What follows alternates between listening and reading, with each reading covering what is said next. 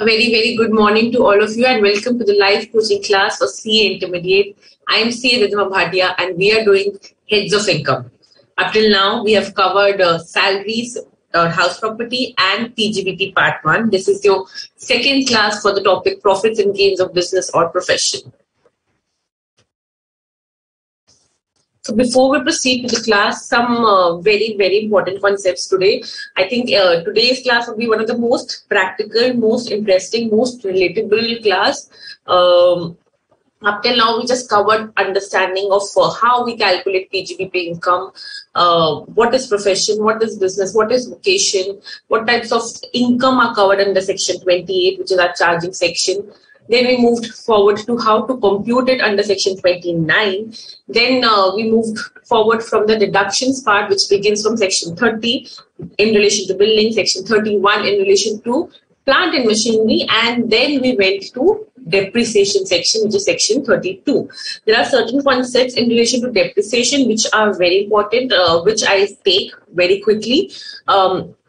First of all, we'll be talking about sale of assets. I believe some of you must have faced query while solving depreciation when a sale of asset is there from a block. So we'll do that first, then we'll pick up the concept of terminal depreciation. Along with that, I'll just quickly put some light on actual cost of asset, which we actually did in our previous class, but some specific scenarios of actual cost of assets and unabsorbed depreciation, and then we'll move forward to our section 35. So this is what our plan of the class would be like.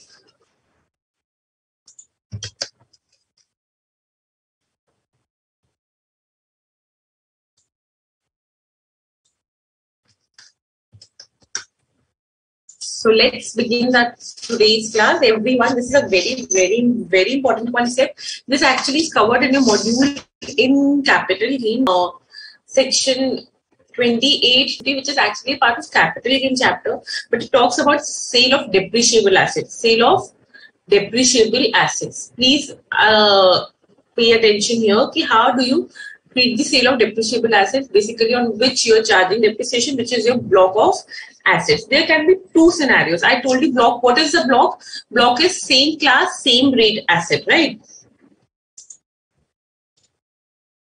So there can be two scenarios. First, we'll discuss the scenario number 1, where whole of the block is sold.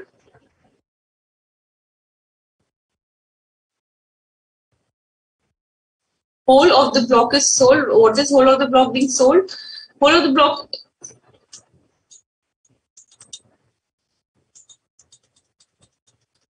sold means कि पूरा का पूरा उस block में जितना भी asset था, as many assets were there in that block, all of them have been sold. Whether at profit or loss, we have to see, right? So all the assets have been sold. Whatever were the assets in that block.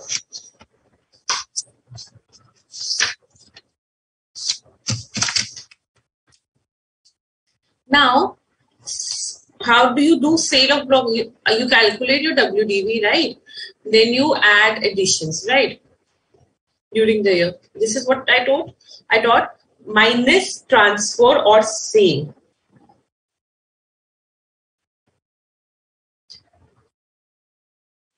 Minus transfer or sale. So this is very simple. This I refer as WDV total, and this is my sale price. Okay. So if my WDV, first case in the whole block, if my WDV is more than my sale price, so simple, the whole block was for 100 and the sale price obviously crores and the sale price was 80. So there's a loss of 20. There's a loss of 20. Simple. There is a loss of 20. This loss will always be in the nature of short term. Now, why short term? Even if there is the asset which is very old, but it would always be short term because you are reducing it from a value which is the present value. Written down value is the value which is today, right? Which is there for the present year. So that's why it would always be a short term gain, a short term loss or short term gain. So this is a short term loss. Simple maths. 100 ka value was there, you sold it, you got 80. Simple. Clear? Next, in this only, if I take another scenario, पूरा का पूरा block is खत्म. WDV is less than my selling price. So that means this WDV was for 100, but I received 150 on sale. So this 50 is obviously what?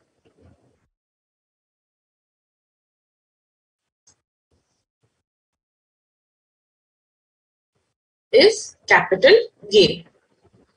It would not go in my business income. It will go to the fourth head, which is capital gain head.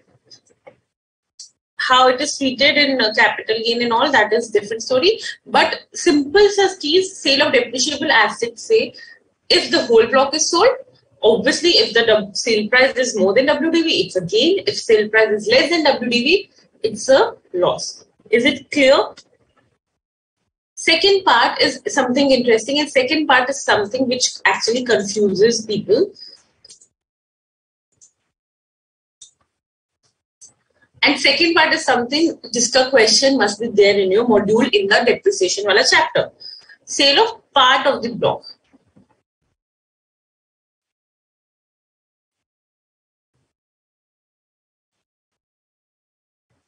What do you mean by part of the block, ma'am?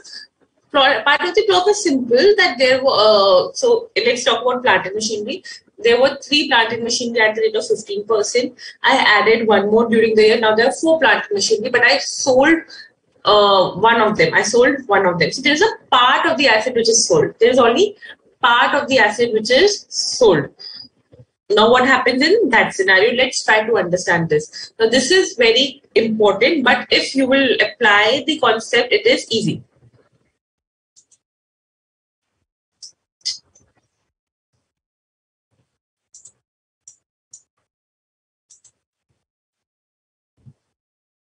There is WDV, there is addition, there is this total less transfer or sale. Then it comes the value. Okay, now here also there can be 2 cases. One case would be when this is more than this, or when this is more than this. Example, so A part, let's say here A part, where is the WDV who is more than the selling price, which is simple. Basically, this was 100, addition was made of 120, addition of made for 20, total 120, sale of asset is of 70. So on the balance 50, what will happen? Carefully, Abhi, these are my assets. There is an asset which is there. 100 plus 20 ka addition hua. 100 was the written down value, opening written down value. 20 ka addition hua. 20 was the addition during the year. Total 120 minus 70, which is the asset which is gone. So on this 50, what will happen now? These are the assets left, correct? So on this 50, you will charge depreciation. Simple. Now your question will come in mind, ma'am. What if this 20 wala asset is sold for 70? Isn't this a gain? Isn't this a gain? Practically, students, you may take it as per your accounting standards. Yes, it is. Maybe a 30 wala asset is sold at 70, or a 40 wala asset which is included here may be sold at 70. But what you see is you take it through the block. You take it through the block.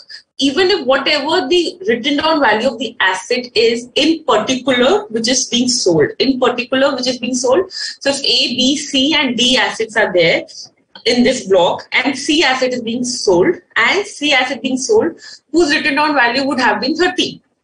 You will not take 40 का gain. No. Block का मतलब है सबको एक साथ देखो. You have to see everyone from one single eye, and then total में से total का concept you have to apply.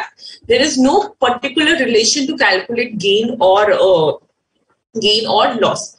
You take total block, you take the sale, and then you on the remaining part you put the depreciation.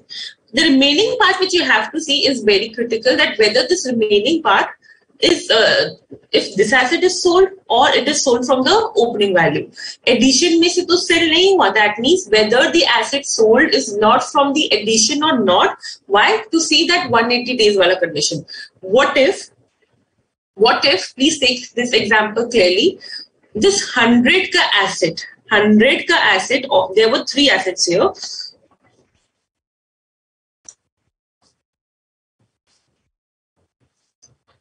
There were three assets there, and this is your addition on November 21. Okay. There were three assets there, opening pay. 20 ka asset you added, okay, 120. And this 70 is the value of all the three assets sold which were there at the beginning of the year. This 70 is the value of all the three assets sold at the beginning of the year. Now this 50 is what is left to charge depreciation for. Now you will say, ma'am, 50 is representing only this addition which is there, because these three are sold now. These three are sold now, but this 50 is representing एक तरीके से there's only one asset left in the block. Only one asset left in the block, and that is the addition, right? And that is the addition made during the year, and that is only 20. But you are now saying to charge depreciation on 50.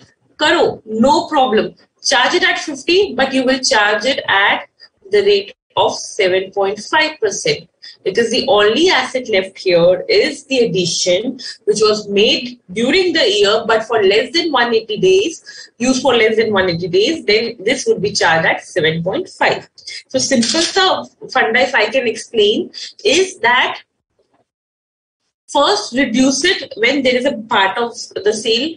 Whenever there is a sale of part of the block, first calculate the written down value plus additions minus sale.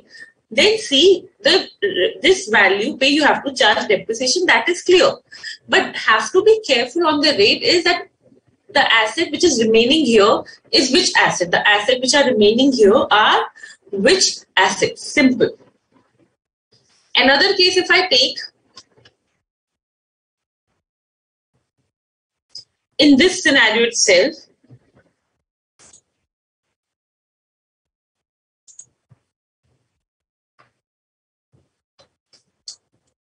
again I'm talking about this scenario only. 100 plus 20. Addition is on November 21 only. 120 minus 70. Okay, and we have 50. Now I tell you that two assets were sold which were there at the beginning of the year. Two assets were sold which were there at the beginning of the year. Two assets were sold at 70. Now here one asset is left and there is this one asset. Okay, now 50 pay you have to charge the depreciation. This so we know, right? Remaining value pay we have to charge depreciation. This is clear. Now is 50 ko how will I break up? I will assume that is 50 made 20 is the new addition and 30 is remaining of the opening written down value. So 30 pay I'll apply 15% and 20 pay I'll apply 7.5%. Clear? So simple, again and again I'm saying first calculate the value on which the depreciation has to be charged, which is very simple, WDV plus additions minus transfer. Then think, no one will tell you, think that is asset may, is remaining value may, what are the possible assets which are left? What are the possible assets which are left? Divide, break up that and apply the depreciation. Okay. And when we talk about second scenario of part of the block of assets, is scenario B. When there is sale of part of the block of the asset again.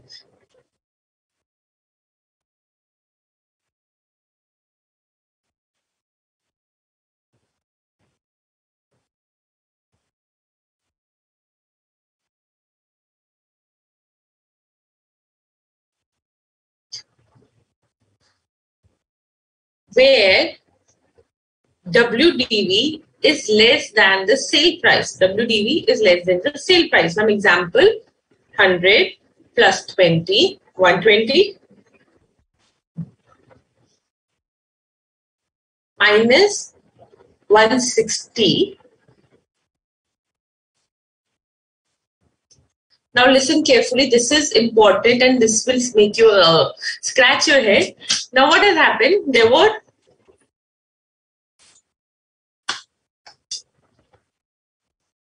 two assets here, one asset addition. Okay.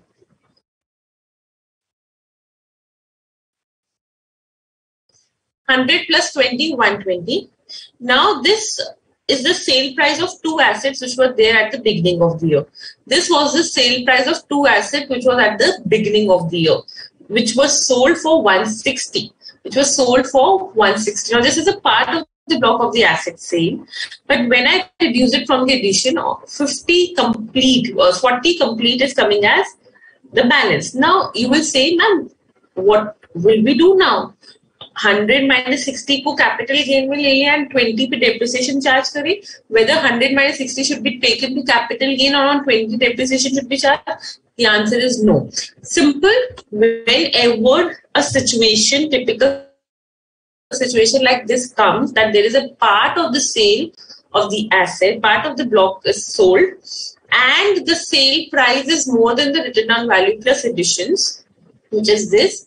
The balance which comes is my capital gain chargeable to capital gain head.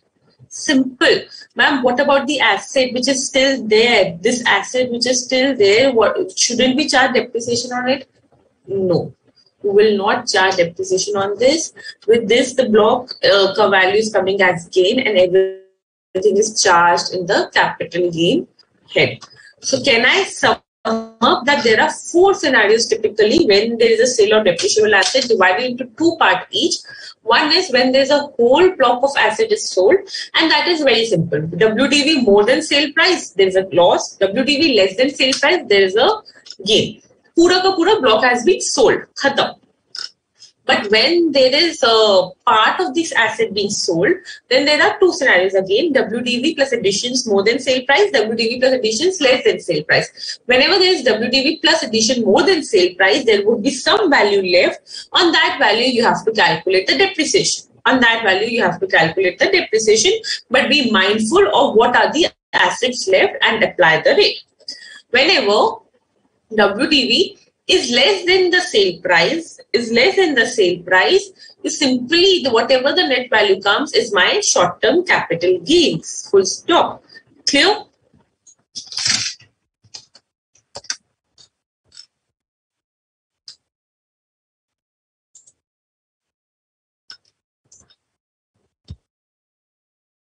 Chaitanya, we did block means the categories of same asset in the previous class. I would request you to go through the class in the topic of the previous class first. Who are clear? Is it clear to all?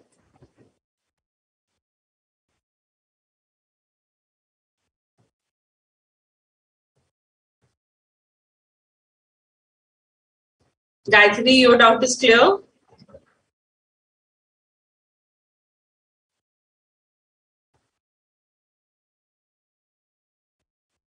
Rohini?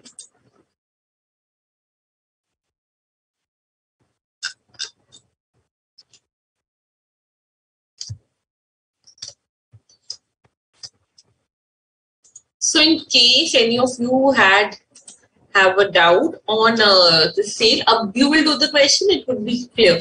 I think sale of the asset, depreciable asset is the easiest concept if understood. If understood, it's the easiest concept because this way we do not have to see very typically matching the gain and loss of a particular asset. We have to pick the block, take the block, see the difference and just go for it. So only there would be one situation where depreciation would be calculated, which would be where there is a part of the block of asset is being sold and the WDV is more than sale price. Otherwise, in all the scenarios, there would be either loss or gain.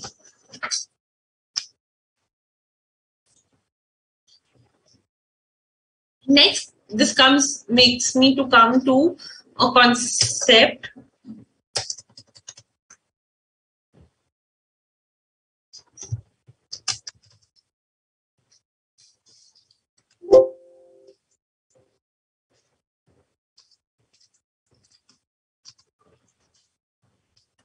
of actual cost. I think actual cost, maybe we did it the other day also.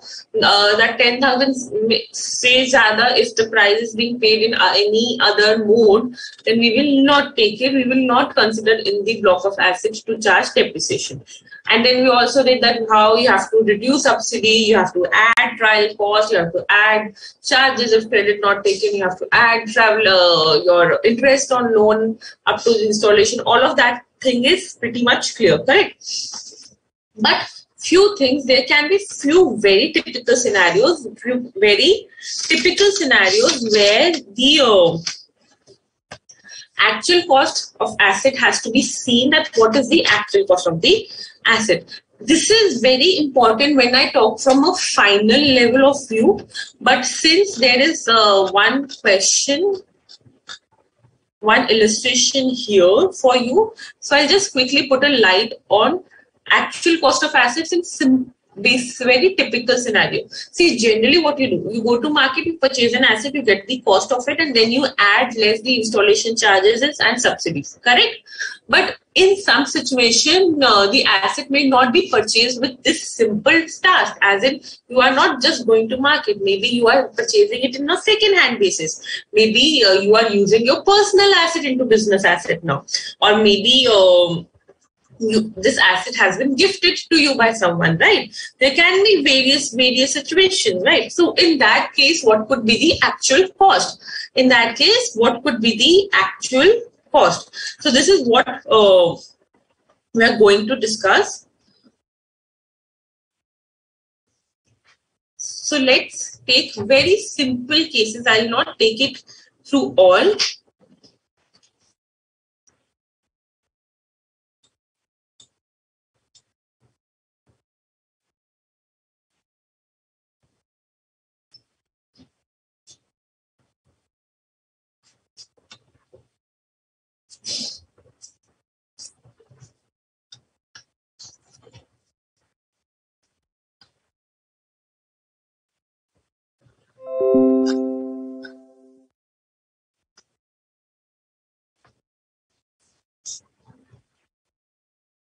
First part we'll do in next 15-20 minutes.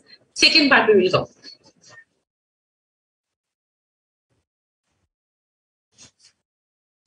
Second part is a very typical case, inventory converted into capital asset and use for business or profession. Inventory converted into capital asset and use for business or profession. You are a real estate builder. Your inventory are the flats you have built, correct? So what if you use one of the flats you built for your business purpose, that means for setting up the office there. That means for setting up the office there. So what has happened? Inventory you are not treating as the capital asset. Till the time it was inventory, depreciation obviously would not be charged because it's not a business asset, correct? The moment it becomes a business asset, you will charge depreciation, yes or no? Yes, you will charge depreciation. But at what value you will charge depreciation? At what value you will charge depreciation?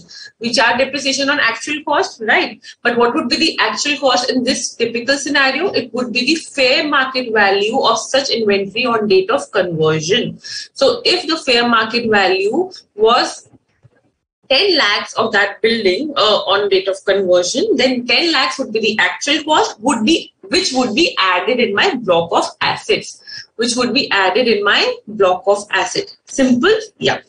Next is assets which are acquired by way of gift or inheritance. I have I am into this teaching business, so I have got this computer as gift. Technically, if I bought this computer from the market, I would have taken the actual cost. Just I would have charged depreciation at the rate of 40%, right? But now I have got this computer as cost. A computer as gift. So what would be the actual cost?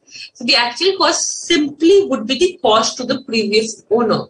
Cost to the previous asset converted, inventory converted into capital asset. Okay, fair market value would be my actual cost, which I will add in my block of assets to charge depreciation on. depreciation on.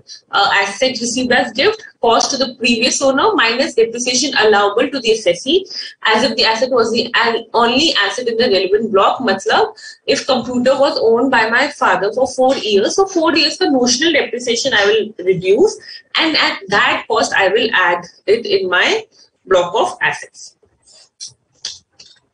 Second hand assets mein typically what happens is, this is no particular solution. Second hand asset mein what happens, income tax thinks that okay, you are purchasing a second hand asset, there can be something fishy in it. There can be something fishy in it. Maybe you are purposely purchasing a second-hand asset at a higher cost so that you can claim higher depreciation. At a higher cost so that you can claim depreciation. This is what income tax department thinks. So in case of second-hand asset, whatever the AO decides, whatever the assessing officer decides that this should be the value, that should be the actual cost. That should be the actual cost. So if you say that I have purchased a second-hand asset at 50 crore rupees, and you're adding it in your block of asset, but the assessing officer says the value is only 30 crores, then the value would be only 30 crores. Obviously, the assessing officer will not randomly decide. He will look it into all the facts and paperwork, and then he'll decide the value with approval of Joint Commissioner. Reacquisition of asset, you can choose to skip, but you can just give a read to it. What is important is this.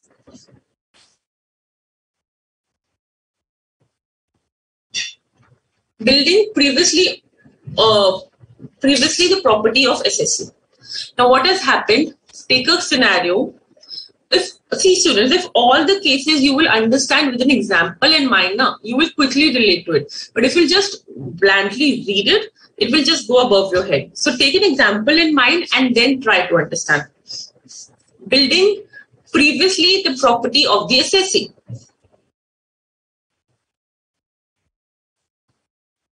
Where I am using a building which is my personal asset. This building where I'm sitting. Now, if I decided one fine day to use it for my professional purposes, to use this building for professional purposes. The moment I'm using an asset for professional purposes and I'm owning it, this is an asset to be added in block, correct? But at what value, bhai, I will add it in block? So the value would be simple, the cost which I'll assume that from day one itself I'm using it from business. That means suppose this building was acquired by me 2 years back, but now I'm converting it into a business asset. So 2 years ka notional depreciation I would charge, and that would be my actual cost. Ma'am would not understand, obviously. So what has happened, if this building was acquired for 10 lakh rupees, and in the year 2019-20, and in the year 21-22, I am using it for my business. Now. So 19-20, 20-21 may we give a notional depreciation on it, and uske baad whatever the cost comes would be my actual cost. So 10 lakhs minus 10% building pay, 9 lakhs is the value which would be there for opening 2020, right? Then minus 10%, 8.1 lakhs, which would be the value taken in my book of assets as addition. Obviously, we'll see that if it is less than 180 days or more than 180 days, but the cost which would be considered would be 8.1 lakhs. Simple funda, nothing ratified. What if I'm adding it as an asset today? What should be the value if from 1920 itself it is being used for business, right? This is what they have done. So they have given a notional depreciation to get the written down value, which should be today, and that value has been considered as my actual cost. Simple. ठीक है, but this personal asset being used for business purpose may providing notional depreciation is only applicable for building. So building, if as a personal asset is used for business purpose, then notional depreciation is provided. But if there is any other asset we are talking about, then Baba, you will consider the market value on date of conversion. So building के case में only, typically for building, you will apply the concept. You will apply the concept of notional depreciation. Otherwise, the actual cost would be considered. The actual cost itself would be considered. So had this asset instead of building would have been a car, which was used for personal purpose, would have been a very bad thing. Would have been a car which was used for personal purpose, and now it is being converted into my business asset, then pura ka pura 10 lakh would be considered as actual cost. Then pura ka pura 10 lakh would be considered as actual cost. No depreciation would be required and market value would be irrelevant. Clear? This is just the important concept which you need to remember.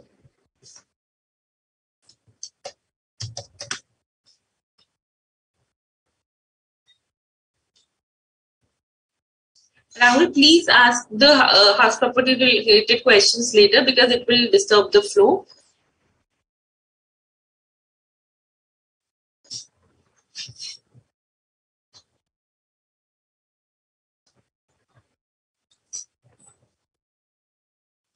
Sunil, Shreya, we are yet to cover all these scientific research. So why are you moving ahead of the class? Because unnecessary, you are not focusing on the present concept.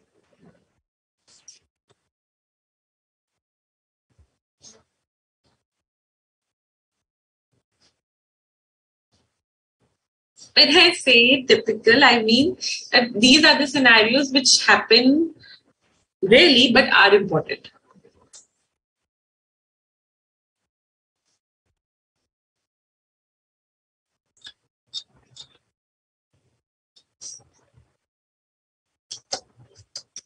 So just few scenarios which we covered. When we talk about gift, we talk about cost to the previous owner. When an asset, which is a business asset, is converted from an inventory, then it is fair market value on rate of conversion. When we're talking about second-hand assets, we say that whatever the AO decides will be the actual cost. When we talk about personal assets being used into my business assets, then we consider the actual cost itself, whichever the cost was actually paid for buying that asset. But only in case of building, we apply notional depreciation.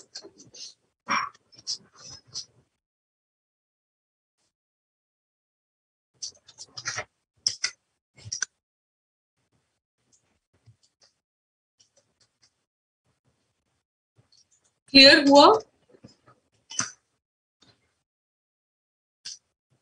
See, in case of second-hand asset, they say whatever value you want to take, you take. But final stamp would be what the assessing officer decides, what the income tax person decides. Car के case में actual cost would be my actual purchasing cost would be the actual cost for the business purpose also.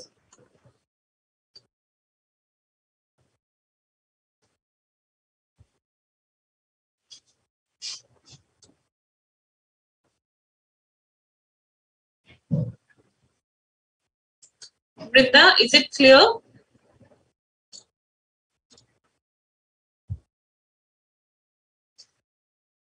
Rahul, it is very simple when we talk about amalgamation and depreciation or demerger and depreciation.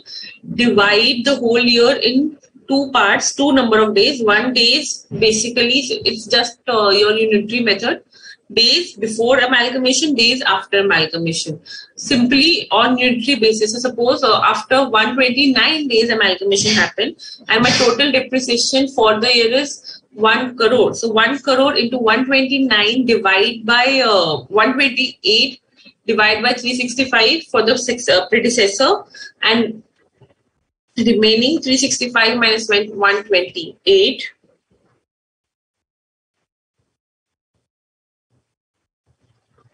237 days का remaining successor को मिल जाएगा.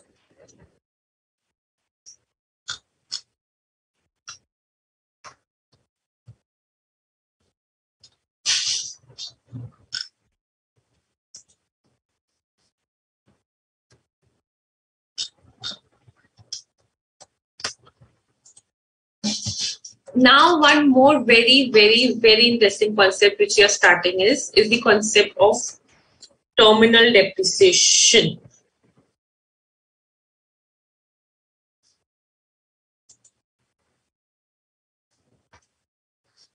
Remember, at the beginning of the depreciation chapter, we discussed two things. Written down value is used to apply for depreciation. But I told you SLM is also applicable, but at an option of assessee who is into the business of power distribution, power generation, power transmission. Only to this particular assessee who is into the business of power generation, power distribution, power transmission. उसके पास they have an option to charge depreciation on SLM. SLM क्या होता है? 100 of the cost is 10% is the rate. So every year 10 would be reduced, right? 11th ka depreciation ka chapter, is it in mind? Yes. So every year 10 depreciation would be reduced instead of 100 minus 10, 90, 90 minus 10%, 8.1, no. 81, no. Simple, every year 10 would be reduced, but this is an option which is there for the assessee who is into your power generation, distribution and transmission. Okay. Now we come to the concept of terminal depreciation and balancing charge. This typical concept has a power to come as an MCQ only. Just an MCQ, I think, because full-fledged question cannot come on this. But for an MCQ, this is a very, very important concept. When I talk about terminal depreciation, abhi tak jo sikha, keep it aside. Why? Because that was all on WDV understanding. Now we understand the concept of terminal depreciation and balancing charge.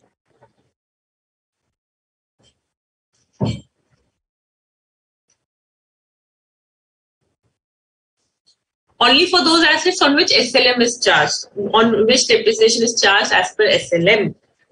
Number one. What is these two terms? What are these two terms, ma'am? New to here. Correct. Now focus here. Terminal depreciation and balancing charge comes into picture when we're talking about the assets on which SLM is charged, ma'am. Okay. Now, what happens is when the asset on which SLM is charged is sold, then you have to take three things in mind. One is the written down value. Written down value means the value after SLM. Next is the sale price. And one thing also you have to see in mind is cost. These three things you have to take care of. Okay? Ab kya hai? So suppose the written down value of asset after 3 years of usage was 70. 100 crores ka asset tha. I'm not saying crores again and again. So 100 crore ka asset tha. Uspe 10 depreciation laga, फिर 10 depreciation laga, फिर 10 depreciation was applied. The value came as 70. Clear? This asset was sold at a sale price of 60. This asset was sold at a sale price of 60.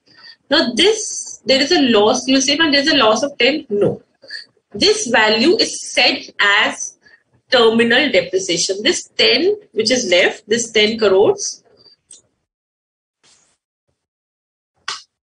would be said as terminal depreciation, as the name suggests. When an asset is terminated, is being sold, whatever the balance, if any, is there, would be charged to P&L account in full as terminal depreciation. Ki selling ke time pe whatever balance was remaining to be written off is now written off as terminal depreciation. So even suppose this price would have been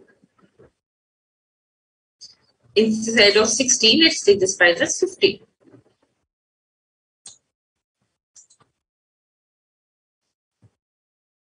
So this is the value 70 minus 15. So 20 would be my terminal depreciation. Is it clear? Okay, sale ke time mein whatever now the remaining value is, let's just write it off. Let's just write it off as terminal depreciation, and this will go to P&L account. And I'm again and again saying this will go to P&L account. This is not capital loss or a short-term capital loss. Abhi tak I'm saying you whatever we understood in sale of assets section 50, keep it aside. This is altogether a different concept for SLM assets. Now, what if the sale price is more than the written down value? Simple then. Suppose the written down value which was coming was 70.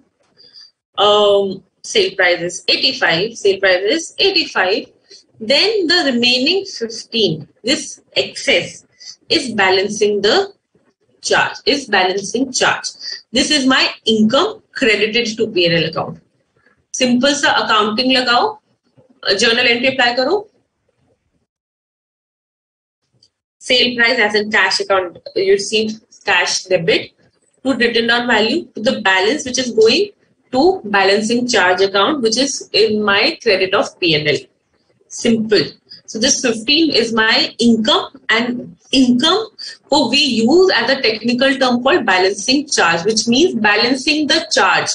Balancing the charge means pehle jitna charge you applied it on the asset in a way of depreciation, and now you are receiving more than that. That's why we are balancing the charge, and hence this term is called as balancing charge. Balancing charge would be income, terminal depreciation would be a debit nature P&L thing. That means it would reduce my profit, this would increase my profit. Simple concept. If WDV is, when I talk about SLM, the written down value is less than my sale price, obviously there would be a loss, but you don't say it loss, you charge the whole thing to the P&L account as terminal depreciation.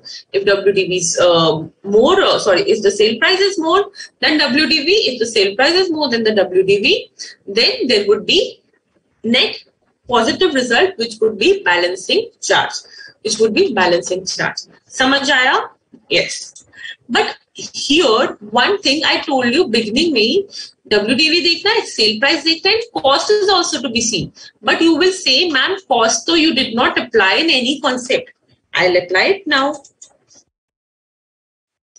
So whenever an asset is sold at a price more than WDV,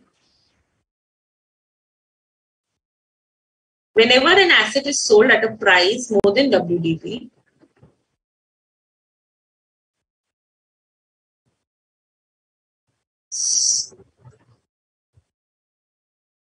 you have to see whether it is also sold more than the cost.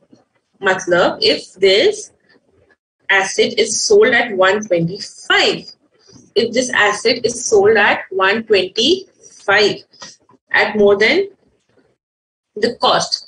Abhi I gave an example jahan pe asset was sold at 85, which is obviously more than the written down value, but it was coming less than the cost because cost was 100. So let's assume cost is 100. 70 is the written down value and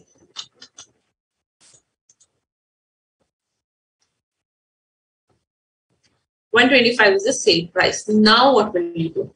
I told you balancing the charge means whatever you have debited to P&L over the years as depreciation, and now you're receiving the extra value. So you balance the charge by reversing it. So that is called balancing charge. So whenever in case of an asset which is being charged on depreciation at SLM basis, which we are doing, there comes the concept of terminal depreciation and balancing charge. But you have to be careful whether that asset is also sold over and above the cost. So whenever such thing happens, my net positive result, which you will say would be 125 minus 70, 55, is divided in two parts. The difference between the WDV and cost is taken as balancing charge. and the price which is over and above the cost is my capital profit. Simple sir concepted, do not ratify, I'll tell you how. So 25 would be my capital profit, 30 would my balancing charge. This total is 55, which is the difference of WDV and sale price. Ma'am, what is the concept? Simple sir cheese hai. Over the years, what would you have charged as depreciation would be from this 100, 10, 10, 10 and 10. This depreciation would have been charged in P&L over the years. Now you're receiving something more, you will reverse it back. So P&L may, I will not take income of 55 because that much I have even not charged to the P&L in the previous years. I have not charged more than 30 to the P&L in the previous year. Then why should I add income of 55 in the current year, right? Now, मैंने P&L से benefit ही नहीं लिया more than 30. Then why should I add more than that in my as my income of PGBP? I have already reduced 10 from my business profits in the previous year. Then when I'm adding it back, why should I put full more than 30 in that, right? So this limit comes only till the cost amount. So anything between written down value and the cost would be the balancing charge. Over and above what I am receiving, over and above the cost is obviously my capital profit. It will go to capital gain. So this 25 would be capital gain and this 30 would be balancing charge. So very simple. Whenever an SLM based depreciable asset comes, there would be two concepts, either terminal depreciation or balancing charge. Terminal depreciation would be when the written down value is more than the sale price. Simple. When the written down value is less than the sale price, that is sale price is higher, then there would be balancing charge. Either of the concept would come. But you have to be mindful that whenever the sale price is higher, whether it is higher than the cost or not. If it is higher than the cost, so excess of cost and sale price would be capital profit, and the written down value and cost of difference would be the balancing charge.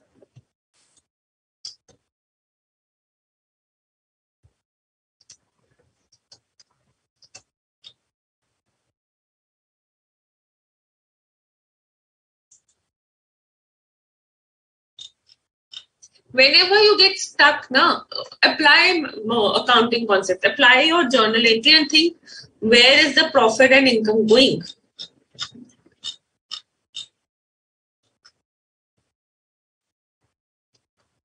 Yes, STCG. Now, these are very, very typical concepts which are not taken very frequently. The last concept brings us to this class today, which is unabsorbed depreciation.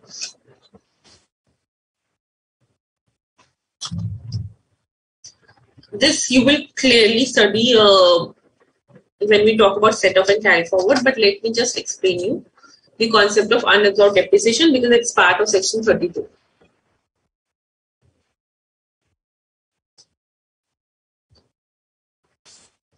Unabsorbed depreciation क्या होता है students? My profit is of 130. Okay, I add the depreciation back, which is as per Companies Act.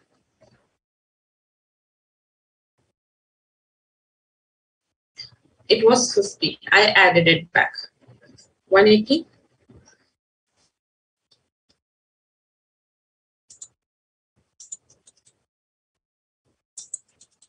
Because हम profit में से whatever is not to be allowed, we add it back. Remember? Yes. Now less depreciation as per income tax.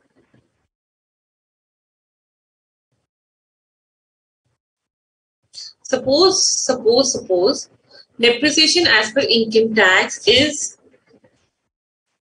210 as per income tax. Which 40% charge हो गया 210. Now you will say, ma'am, there is a loss of 30.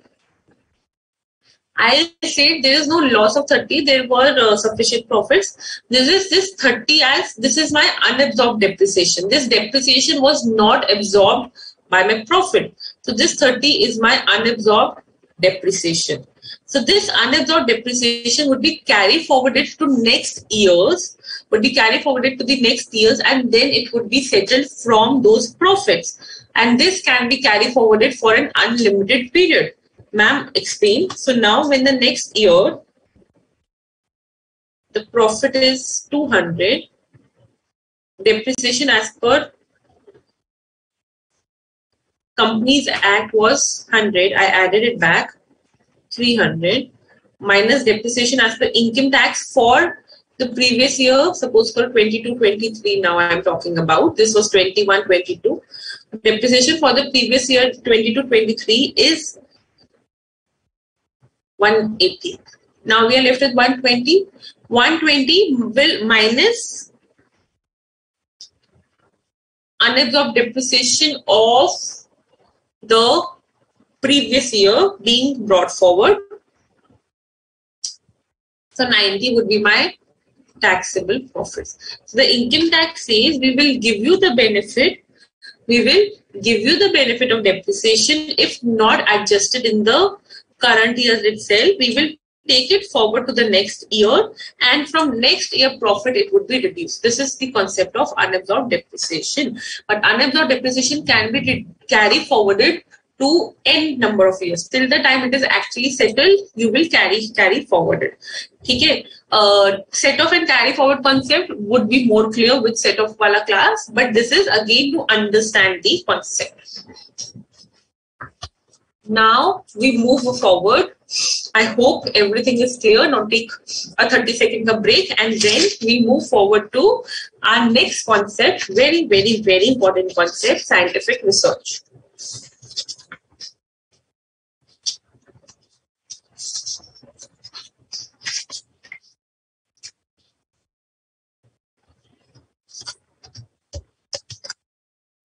Students, आज का class में we'll be doing lots of new things.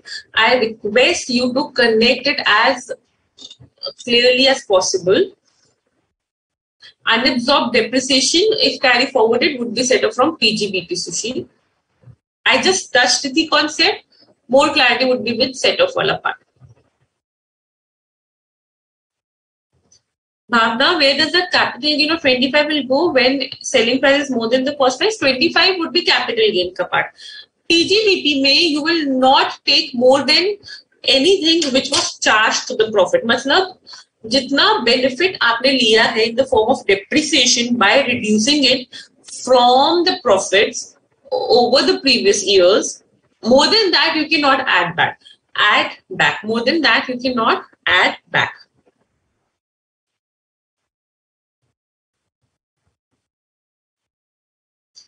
If the asset is brought as second hand, then आपको question में Siddharth, it would be given as two, either the actual cost would be given and the AO cost would be given. In the question, if such question comes, then you will pick AO cost.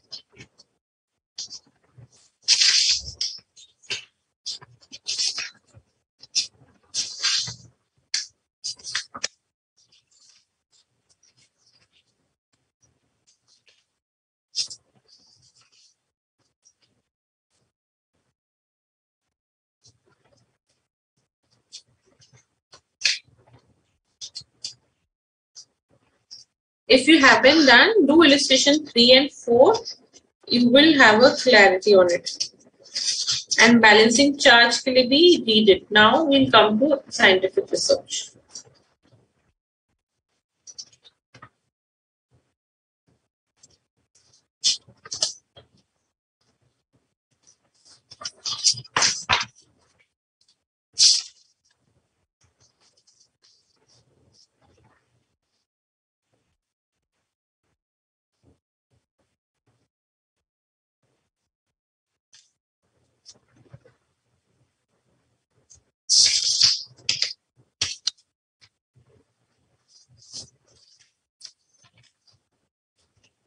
Yes, Himanshu, if there's any query, let me know.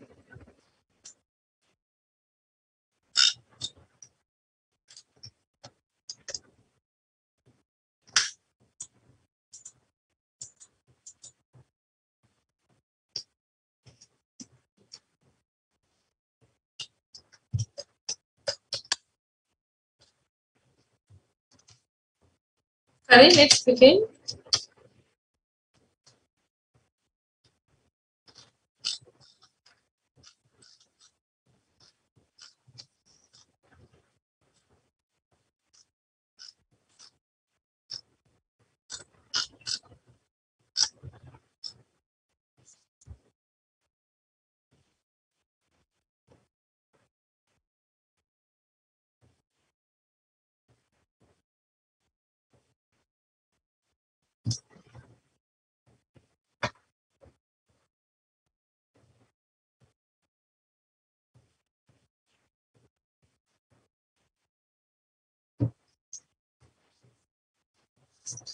Now, section 35 and section 35 AD are the most important concept from your people perspective. So, everyone, attention, please.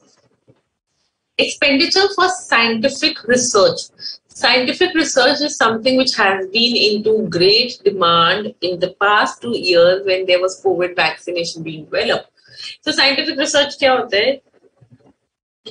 Generally this happens when you are into pharmaceuticals or into any invention stuff where you have to put different you have to conduct research and development R&D on various things to come up to the final result. Okay, so two things happen here. One is you yourself are doing scientific research.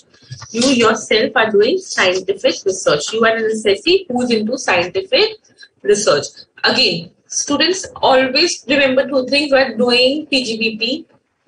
Think yourself as the business. Yourself as the person who is conducting business. Section 35 is another deduction. Section 30 to 37 covers all the deductions in PGBP.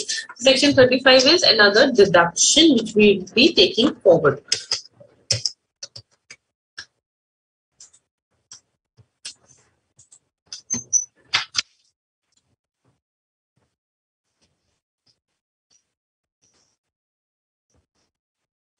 So I am doing an in-house search. Okay. I am doing it during the course of business. That means consider myself as Serum Institute, right? They were already into the business of medicine, pharmaceuticals, right? And now for this COVID thing, they were doing a scientific research. They were doing the scientific research. So whatever revenue expenditure is there, वो तो 100% is anyway allowed. So revenue expenditure 100% is allowed whenever you're talking about scientific research. 100% allowed means 100% deductible from the profit to come to taxable profit.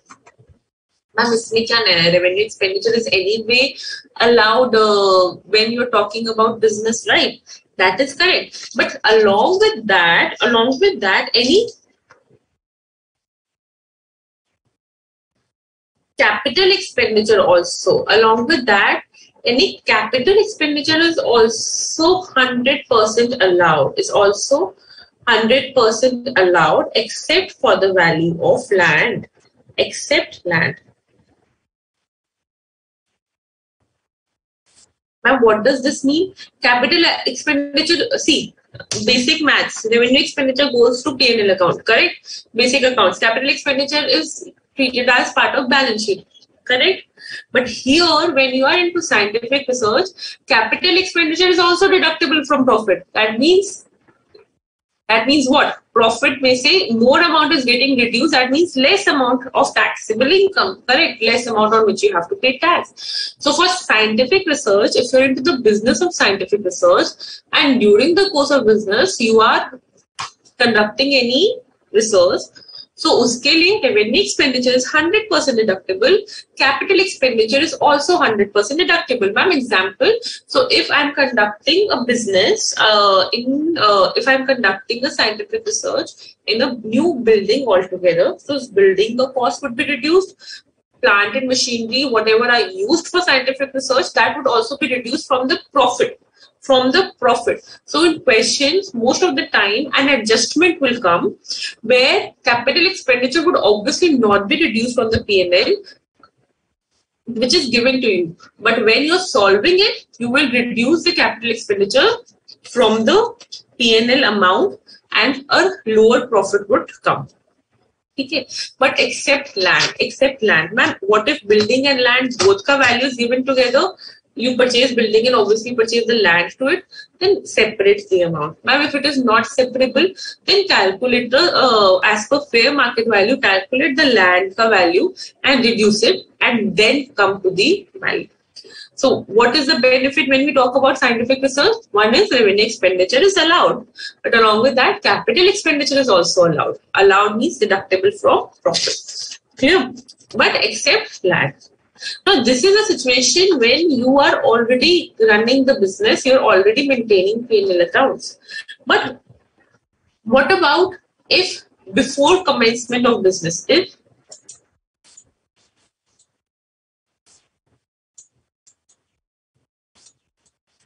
why the bracket is not coming?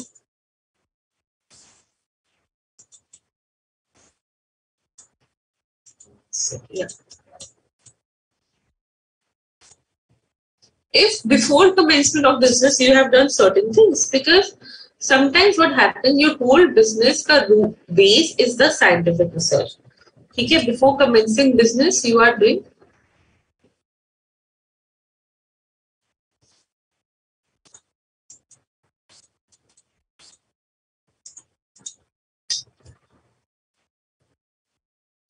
before commencing the business you are doing scientific research. So if before commencement of business you are doing scientific research, obviously you would have spent certain amount. You would have spent certain amount on that. So that is also deductible in the year of commencement. From when you will maintain the P&L account? When you have started the business, correct? From when you will maintain the P&L account? When you started the business. So what about the expenditure which was there before commencement of business? That would also be allowed as deduction. That would also be allowed as deduction in the year of commencement. That would, repeat after me, that will also be allowed as deduction in year of commencement.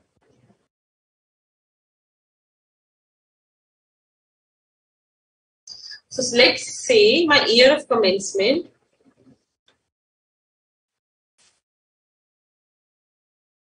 is previous year 21-22. But I have been into research from previous year 19-20.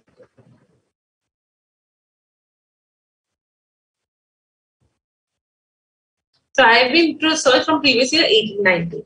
So the scientific research for concept says that any expenditure which is conducted 3 years prior to the commencement of business in relation to scientific research would be allowed. Expenditure conducted 3 years prior. So if my research began from previous year 17-18, so 17-18 mein any expenditure which I have done would not be allowed. Why? Because only 3 years prior to the commencement, which would be 18-19, 19-20, 20-21. So, इसमें scientific research related any expenditure, not any expenditure, scientific research related expenditure which is done would be deductible as expenditure in the previous year 21-22 under section 35. Under section 35. Clear? So in 18-19, 19-20, 21, 20-21 से related scientific research expenditure would be deducted in the year of commencement. So एक और benefit हो गया, right? But how much? There is no limit, but there is certain restriction that only revenue expenditure would be allowed in nature of salary and raw material. क्योंकि income tax says that अभी you have not commenced a business. Why unnecessary I should give you unnecessary deduction of other things? I will only give deduction for scientific research in relation to salary and raw material for the prior years. For the current year, any revenue expenditure would be allowed for scientific research. But for the prior year, revenue expenditure only in relation of salary and raw material would be allowed. Only in relation of salary and raw material would be allowed. Only in relation of salary and raw material. Ma'am, why? Because income tax says bhai research mein ho, either you would be putting efforts on the raw material part on bringing the items, jitna chemicals and all, right?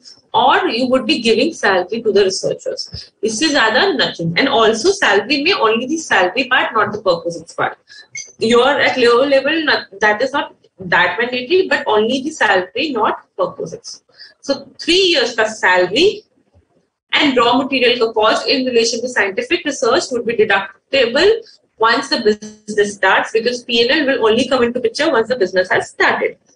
Clear? Now, what about capital expenditure? Capital expenditure would also be allowed. Capital expenditure is also allowed. So, capital expenditure is also allowed, but all of this would be allowed only in the year of commencement. Only in the year of commencement. Is it clear? Yes or no? Capital expenditure except land. Land is not allowed. So capital expenditure before commencement and after commencement full are allowed, but except land.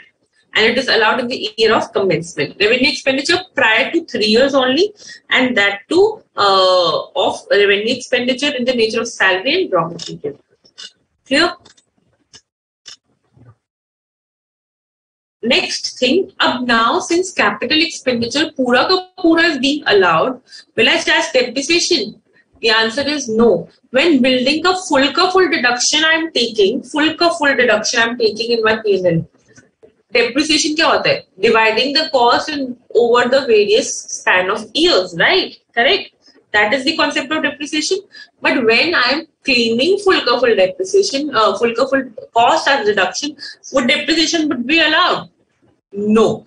Depreciation on the asset which is claimed as 100% as deduction, would not be allowed. Would not be allowed. Common sense.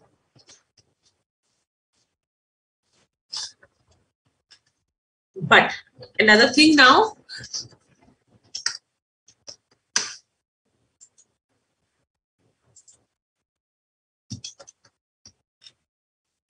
one thing more, now since again, full capital expenditure is being allowed in P&L account, pura assets ka cost are allowed in P&L account, commencement se pehle ka cost is allowed in P&L account. So there is most likely a situation where your net income would be coming as loss, because I'm reducing full cost from the P&L. Full cost I'm reducing from the P&L. So there would be a situation when income would be coming as loss. So this is something like unabsorbed depreciation. Here also unabsorbed capital expenditure on scientific research can be carry forwarded, just like unabsorbed depreciation, and it would be allowed as deduction from the coming business year profits, and can be carry forwarded for n number of years. For n number of years means can be carry forwarded indefinitely. Here, oh, 1 second, let me see if there's any questions in relation to this. Yes, Vrinda, capital expenditure before commencement of business in relation to scientific research.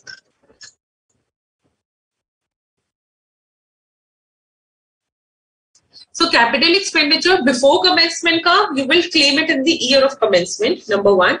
Capital expenditure after commencement obviously would be claimed in the year when it is actually incurred.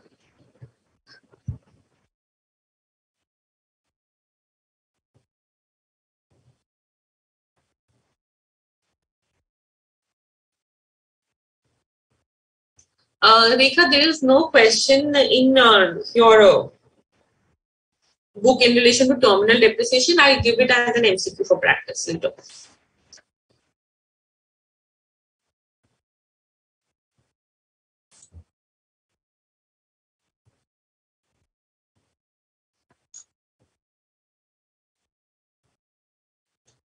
Capital expenditure of previous 3 years will not be allowed as deduction, ma'am.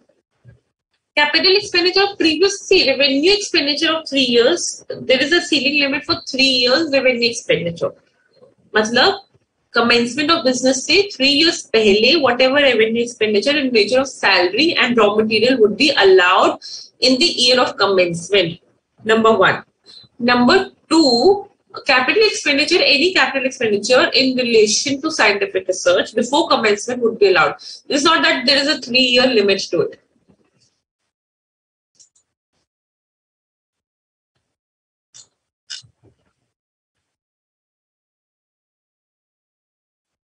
If you purchase an asset of 100 crores before commencement of business, Vrinda, which is in relation to scientific research, I am focusing again and again, which is in relation to scientific research. So, pura ka pura 100 crore would be deduced from the first year profit. And obviously, there would be chances that it is unabsorbed, just like depreciation. So, the unabsorbed part would be carry forwarded. Unabsorbed capital expenditure carry forwarded on scientific research. Clear, Vrinda, Gayatri, Rohini, Ashish?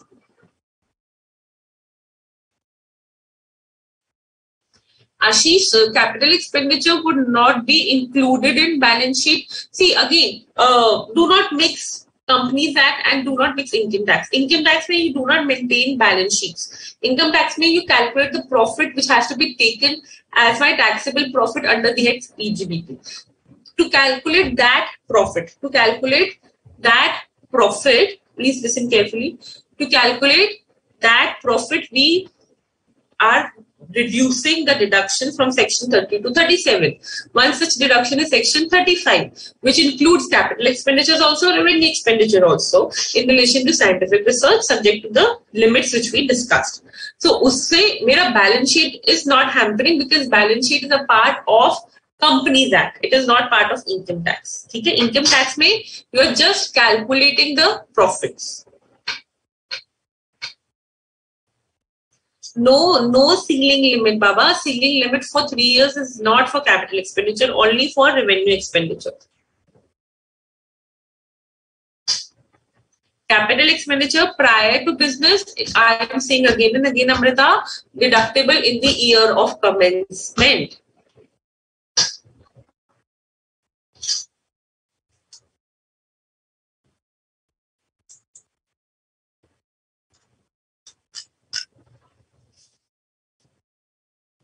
It would be allowed, Rohini. Do not worry. We'll do one question on it.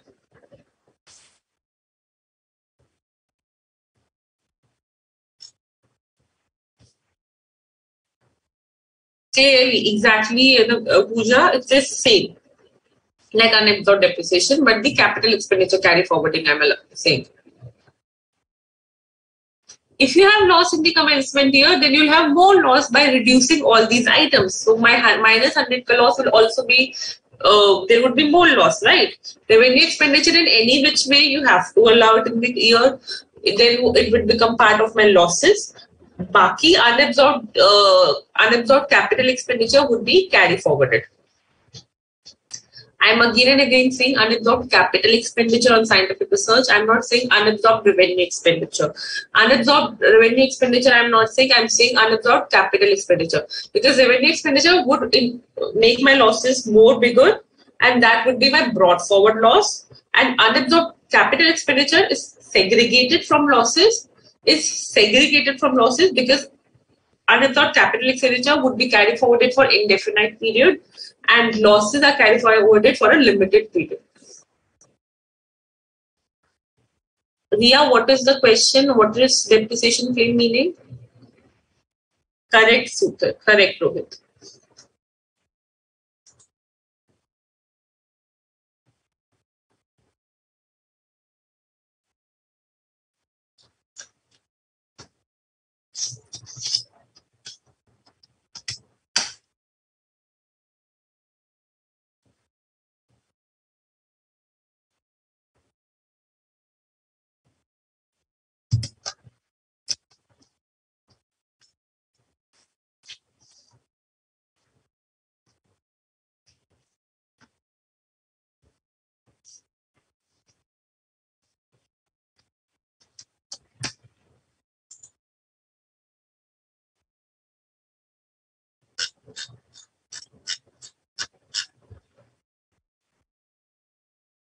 Shreya, scientific research, all revenue capital expenditure only during the business. Before the business, I have already repeated. Okay?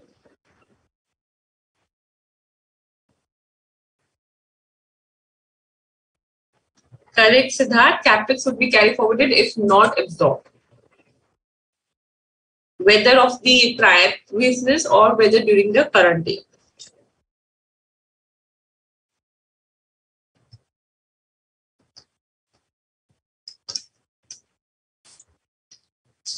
Now, ये तो हो गया when we are talking about, we have already discussed now. This is something which is when you are into scientific research. That means you yourself is a business which is into scientific research. But sometimes people have a tendency to make contribution. People have a tendency to make contribution to certain institutions or certain assessees who are into scientific research. Matlab, now my business is on a scientific research. I am just giving contribution or donations. I am just giving contribution or donation to people who are into scientific research. To people who are into scientific research. Again, I am saying I am just giving contribution or donation to people who are into scientific research. Mera business is not of scientific research. So when I am making a contribution or a donation to people who are into scientific research or statistical research, then also I get deductions from my profit. Then also I get deductions from my profit under section 35. Ma'am, even if hamara business is not of scientific research, then also it would be reduced from profit? Yes. Provided you have business, even if it is not related to your business, then also it could be reduced. Then also it would be reduced. Full 100% deduction would be allowed for the contribution made. For the contribution made, 100% deduction would be allowed. Scenario number 1, if any sum is paid to research or association for scientific research, 100% deduction. Any sum paid to approved Indian company for scientific research, 100%. Approved Indian company. Any sum paid to research association or universities, college or institutions who are into statistical research, 100% deduction. Capital expenditure ka we have already seen. Any sum paid to national laboratory or university or in IIT, 100% deduction. Any sum paid to a person,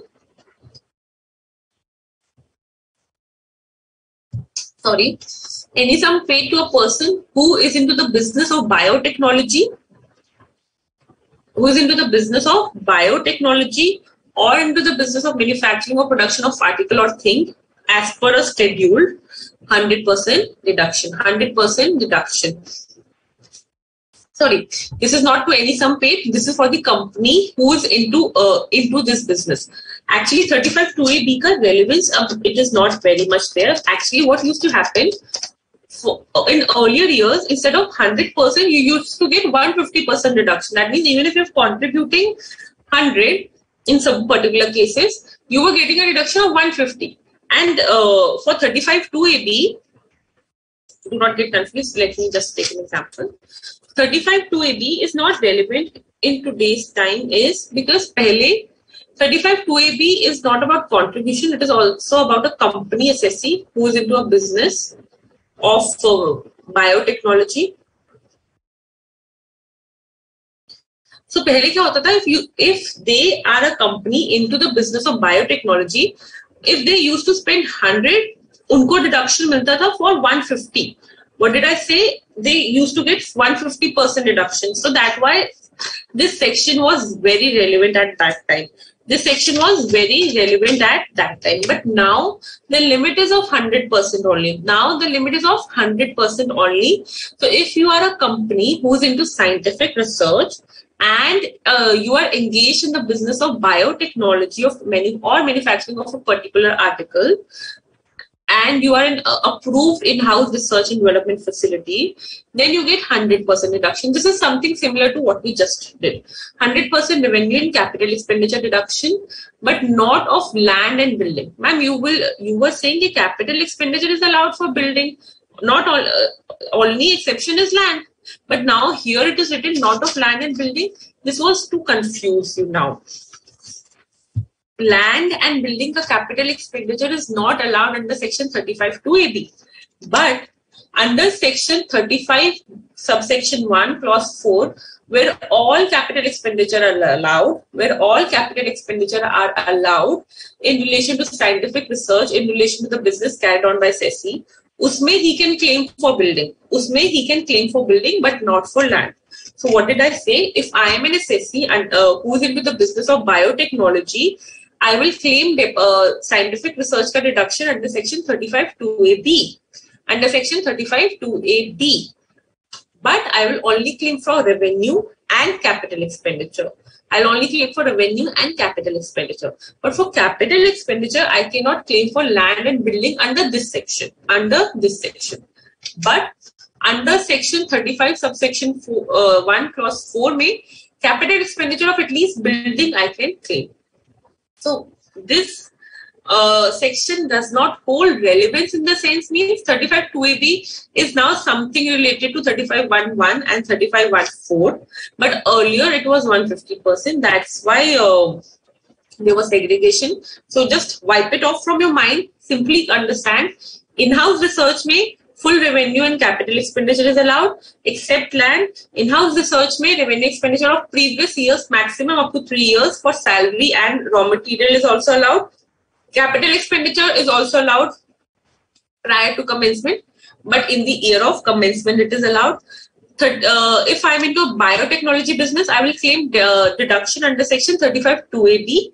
I will claim deduction under section 35(2)(a)(b) for revenue and capital expenditure except land and building. For building, I'll claim under section 35(1)(4). This brings us to a question which we should do.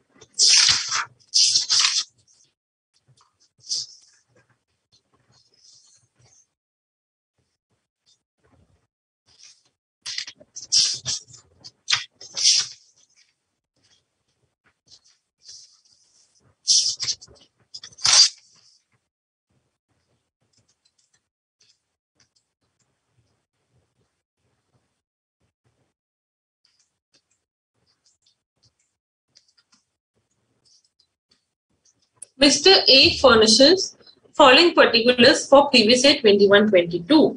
Compute deduction allowable under section 35 for assessment year 22-23 while computing his business under profits and gains of business or profession. The profits which are given here, we just need to calculate the deductions. Amount paid to notified approved Indian Institute of Science, Bangalore for scientific research. So, ये 1 lakh का पूरा deduction would be allowed. Correct. Amount paid to IIT Delhi for approved scientific research program, 2,50,000 पूरा का deduction would be allowed. Yes. Amount paid to X Limited, a company registered in India which has main object of scientific research as development and is approved by prescribed authority. Approved है, scientific research के लिए है, Indian company है, full का full deduction would be allowed. So 1 lakh, 2,50,000, 4 lakh full allowed. Expenditure incurred on in-house research and development facility as approved by prescribed authority. Revenue expenditure 3 lakh, full ka full would be allowed. Capital expenditure 7,50,000, including cost of acquisition of land 5 lakh. How much would be allowed? Only 2,50,000. So 250 plus 3, 550 plus 5, 1050 plus 250. So total 13 lakh ka deduction would be allowed as scientific research. Total 13 lakh ka deduction would be allowed as scientific research expenditure under section 35.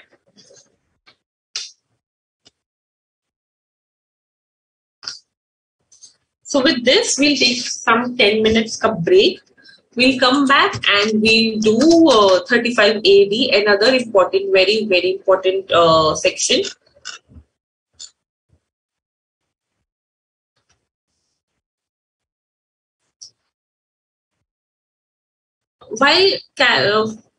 While doing ITR, we shall disclose balance sheet and P&L. That you disclose, that is not an issue. As per audited figures, you put the balance sheet, but depreciation and block of assets, you maintain different depreciation chart.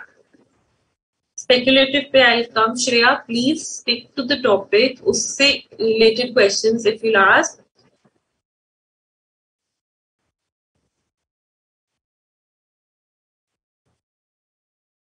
When a depreciation can be claimed, this means it is the one which is allowed. Allowed means which it would be deductible.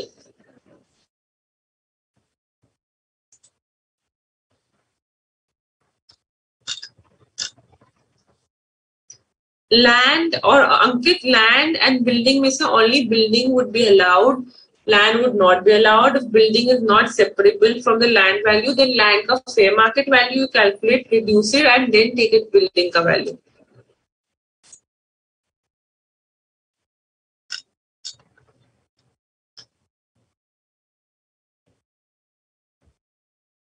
Unapproved के लिए you will not get deduction. Only for approved institutions you will get deduction. Now you will say, ma'am, what if we when we made a contribution it was approved, and then after making the contribution it got unapproved. So when you were making the contribution it was approved, you will get the deduction. You will get the deduction. After making the contribution it got unapproved, it is not your problem. Okay, Rohan?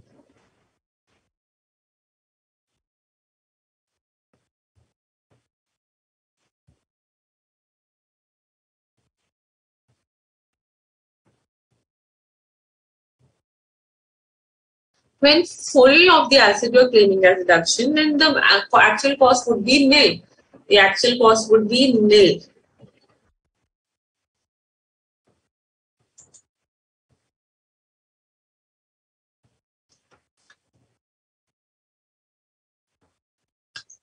Okay, subsection, at least section 35 के लिए try remembering.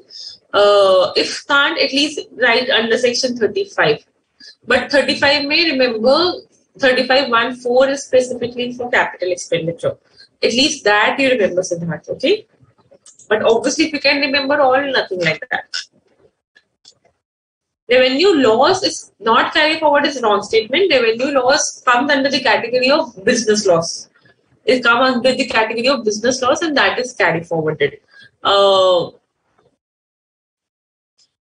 Unabsorbed capital expenditure is a different category. You segregate if so. Suppose if you're having total loss of 100, out of which 70 was because of unabsorbed capital expenditure and 30 was of because of your revenue expenditure. So 30 would be your business loss and 70 would be your unabsorbed capital expenditure loss or unabsorbed depreciation, as the case may be.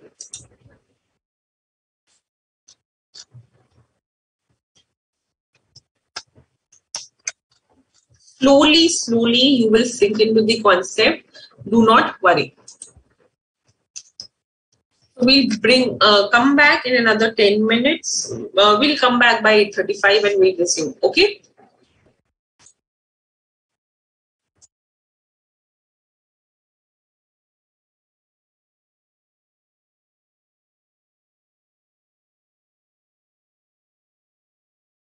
(8:35) tak we'll start, sir.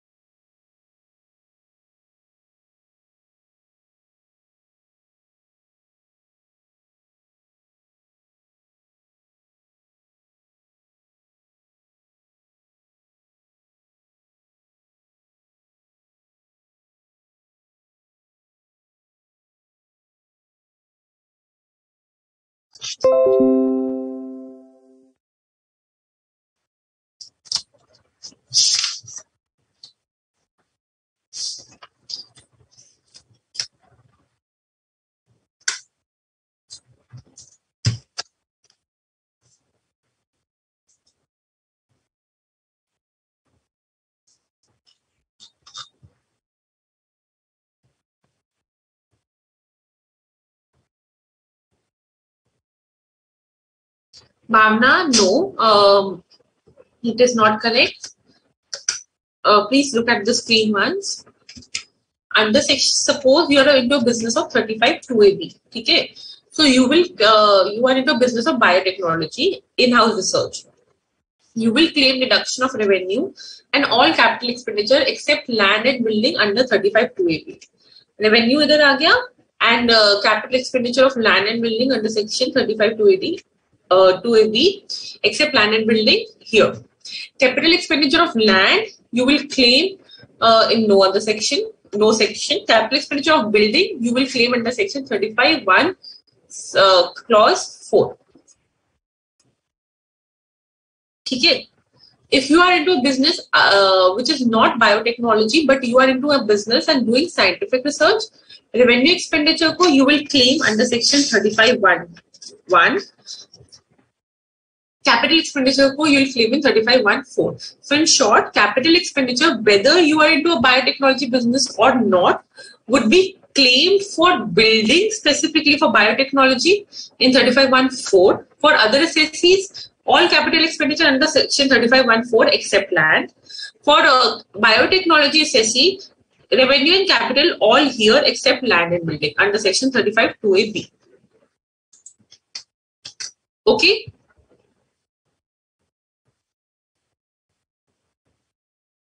For deduction, donation to others which are not covered under section 35, which we did not discuss, would not come here. Would not come here. See, the catch here is that even if your business is totally unrelated, then also you're getting scientific research ka deduction from your business income.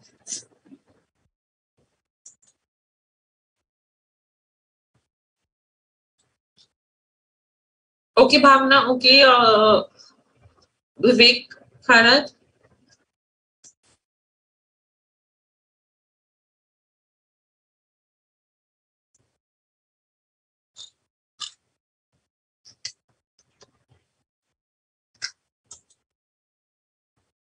Next, we come to another very important section, deduction respect of expenditure on specified business. Specified business, investment linked tax investments कहते हैं इनको.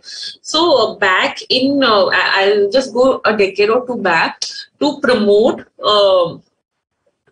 some specific businesses.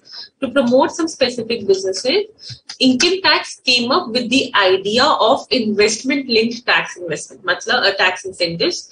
मतलब for specified business, they listed with certain period of time, over a period of time, 14 businesses, and said that if you are, and called them as specified business, okay, number one, and said that if there is any investment which you're making into such business, as an incentive, we will give you tax deduction on it.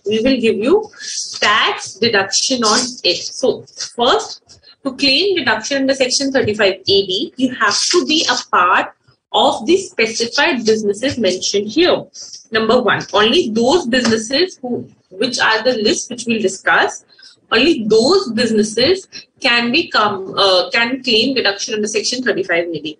So question may, it would not be mentioned that claim deduction under section 35AD. Question may, first line wo jo likha hota hai na, where they write about assessee and his nature of business. From that itself, you have to pick that whether it's a case of specified business or not.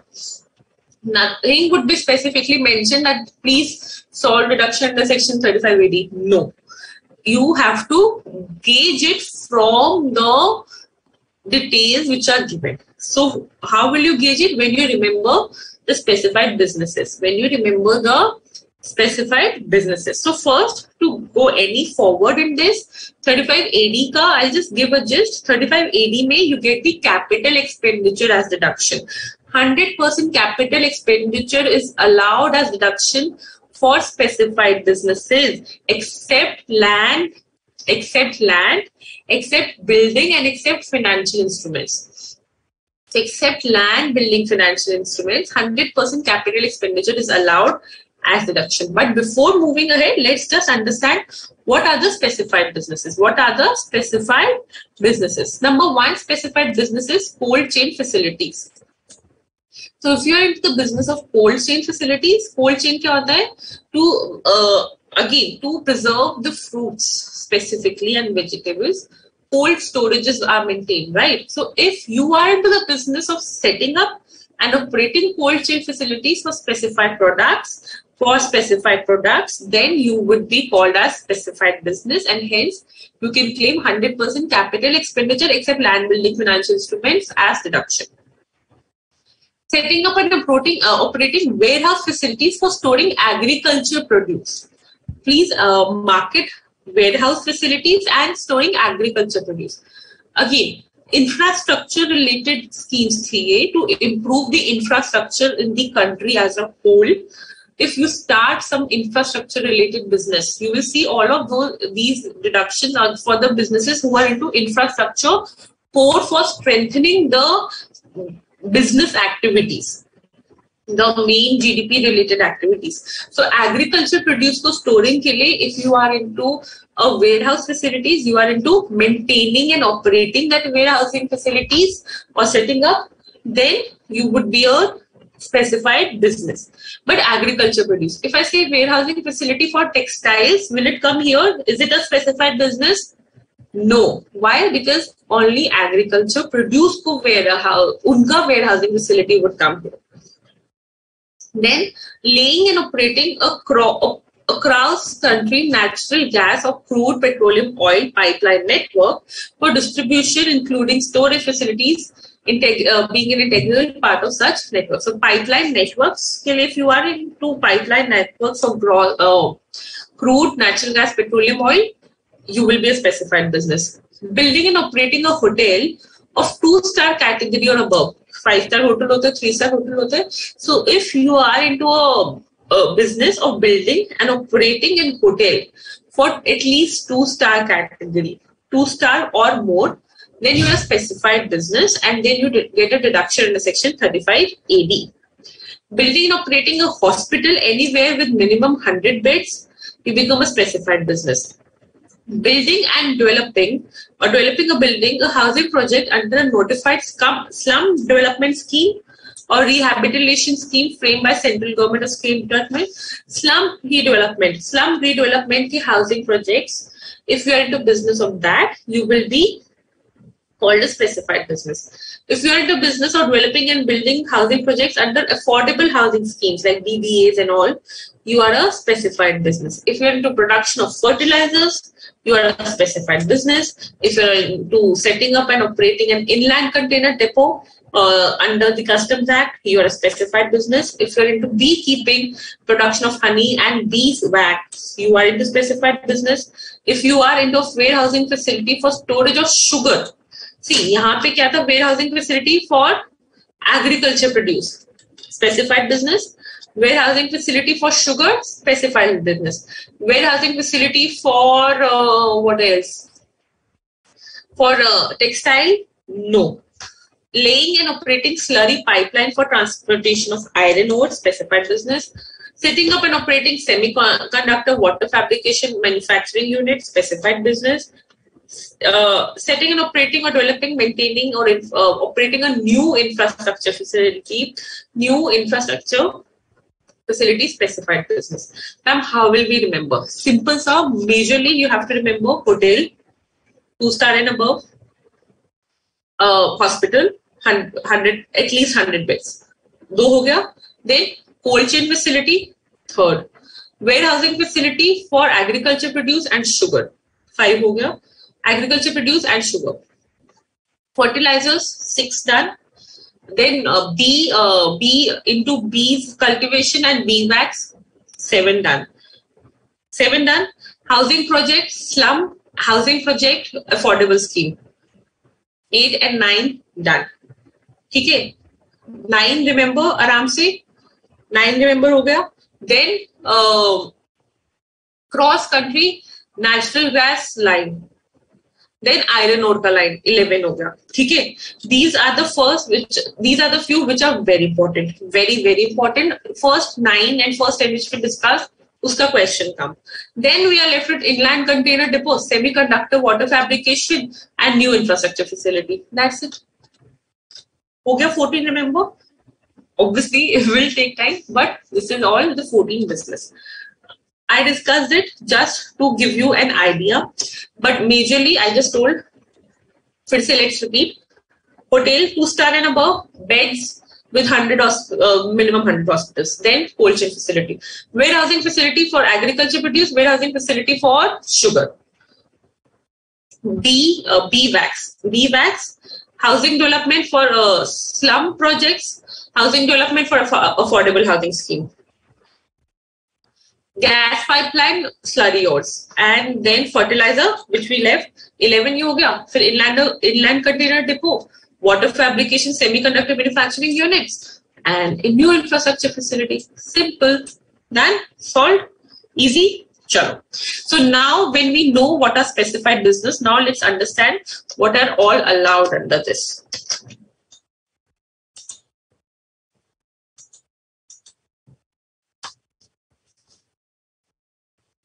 Only capital expenditure, 100 revenue expenditure, so otherwise you get, right? So capital expenditure 100% is allowed, except land, building, financial instruments. Land, building, financial instruments. Other thing which you have to remember is that 35 AD Lena is an optional scheme.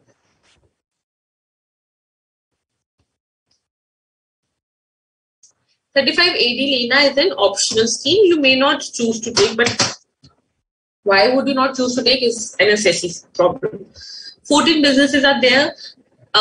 Another very, very important thing, just as a question comes, see student, 35 AD is something which can be a part of your whole 16 marks question or 14 mark question, which can be part of an 8 marker question, which can be part of a 4 marker question or even a 2 marker MCQ. So this is that important. So please listen carefully. If you have any other thing in your mind, just keep it aside for some time. So capital expenditure, 100% allow that deduction for land, building, financial instrument. This 35 AD would only be allowed when you're setting up a business which is new. In the sense, you cannot split up a business and then say that this is a specified business. Only for new businesses they are allowed. Second thing, they say that plant and machinery which should be used in specified business, jiska aapko capital expenditure ka deduction is being allowed, should be new plant and machinery. Should be new plant and machinery. Plant and machinery which is used in specified business, jiska deduction is also allowed, should be a new plant and machinery. New plant and machinery. Second hand machinery, remember additional depreciation we did? Second hand machinery we were not getting additional depreciation, remember? But here they give us certain relaxation. They say, okay, we are saying that all the new plant and machinery should be used for claiming capital expenditure deduction. But if your second hand plant and machinery is up to 20% of total plant and machinery, then we will give you the benefit. That means, suppose I invested 100 crores ka asset. Out of this 100 crores, 10 crores was second hand and 90 crores was new asset. So I can claim full 100 crore ka deduction. I can claim full 100 crore ka deduction. But if in a second example, because my second hand plant and machinery is within 20% of the total plant and machinery coverage. Okay. But if I give you another example, where out of total 100 crore ka plant and machinery, 30 crores is second hand and 70 crore is new, then I will get deduction of only 70 crores. Then I will get deduction of only 70 crores. 30 crores I will not get any deduction. Clear? Yes. If the plant and machinery, second point, if the plant and machinery is second hand, but it was not used in India, that means it was used outside India for some purpose. outside India for some purpose and now I'm bringing it into India. I'm bringing it into India, then whether it would be considered second hand for section 3580, the answer is no. That means any plant and machinery used outside India will not be considered second hand for the purpose of 3580. When we talk about additional depreciation, no second hand is considered. But when we talk about 35AD, second hand up to 20% is allowed. But second hand up to 20% is allowed. Second hand more than 20% not allowed for 35AD. For 35AD ka deduction. Please do not say कि ma'am depreciation ही नहीं मिलेगा. No. 35AD के deduction में second hand plant and machinery would not be allowed if it is more than 20% of total plant and machinery. Okay. And imported second hand machinery would not be considered second hand. It would be considered as new machinery for the purpose of 35AD. For the purpose of 35AD, I am saying again and again, not for additional depreciation, not for any other purpose. Only for the purpose of 35AD, second hand may imported plant and machinery would not be considered as second hand. Clear? Also, since you're claiming deduction, 100% deduction, so जैसे इस case में 100 पे you have claimed deduction, will I charge depreciation? No. The amount on which deduction is claimed, depreciation would not be charged. This case mein on how much amount depreciation would be charged? On 30, because only 70 is claimed as deduction. 30 pe nothing is claimed, so on 30 I can claim depreciation. Simple. Ma'am, prior period capital expenditure is also allowed. That is before commencement of specified business. Yes, before commencement of specified business से भी पहले का prior period का expenditure would also be allowed in the year of commencement. In the year of commencement, it would also be allowed. Second question, यहाँ पे remember, same like actual cost. If scientific research में ऐसा नहीं है, like if any asset is purchased for 10,000 or more in a single day from a single person at a mode or in a mode other than account pay check, account pay bank draft, prescribed electronic mode, ECS, then it would not be considered for deduction. It would not be considered for deduction. So if I purchase an asset for 10 lakhs, out of which 2 lakhs were paid in cash, so only 8 lakhs would be allowed as deductible expenditure. Okay? Clear? Chalo, great.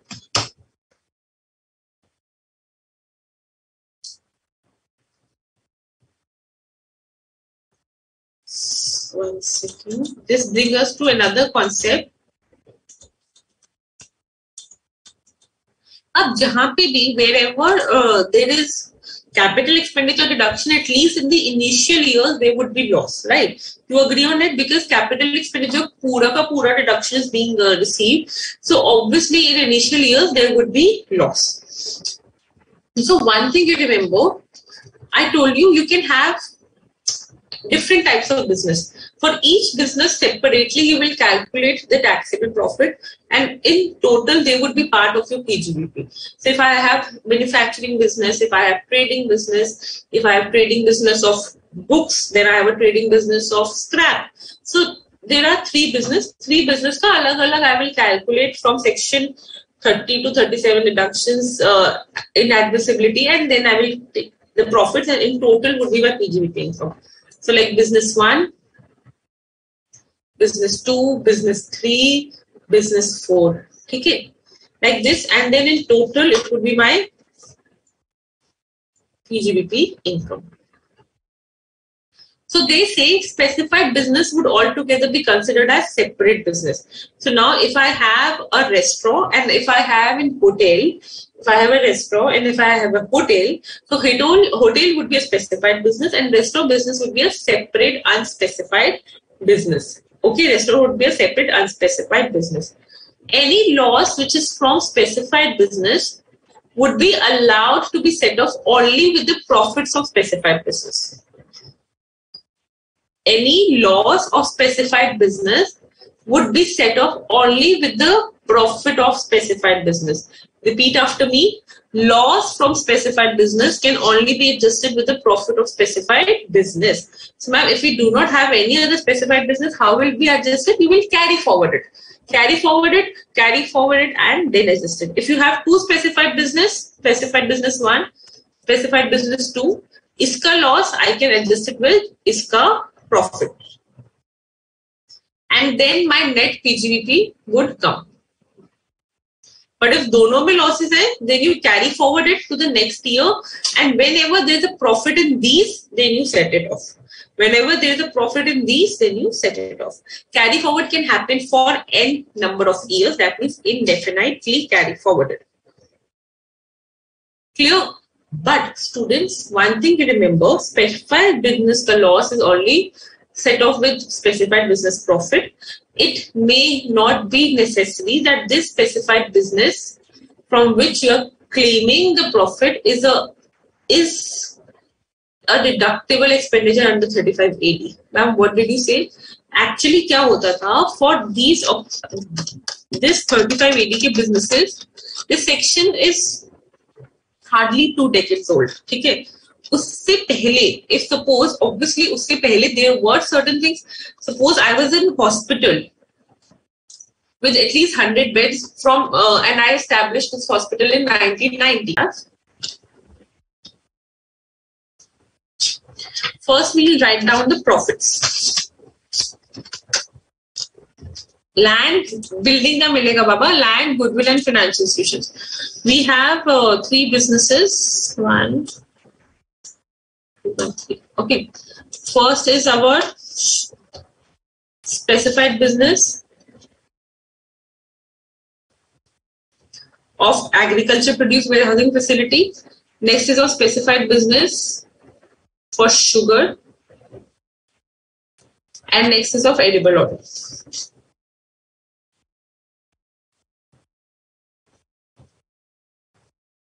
Okay. Now let's see. The profits which are given to us are 16, 14, 31. 16, 14, 31. First of all, how much capital expenditure ka deduction would be allowed? Here we have 80. 80 में से 50 will reduce. Why? Because land it is not allowed, building it is allowed. 80 minus 50, 30 would be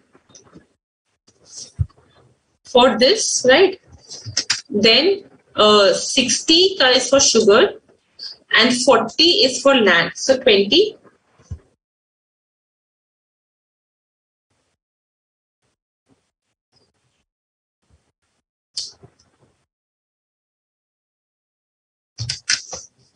So 20 allowed here. Deduction here, whether it would be allowed for capital expenditure for edible oil? No. Why? Because it's not a specified business.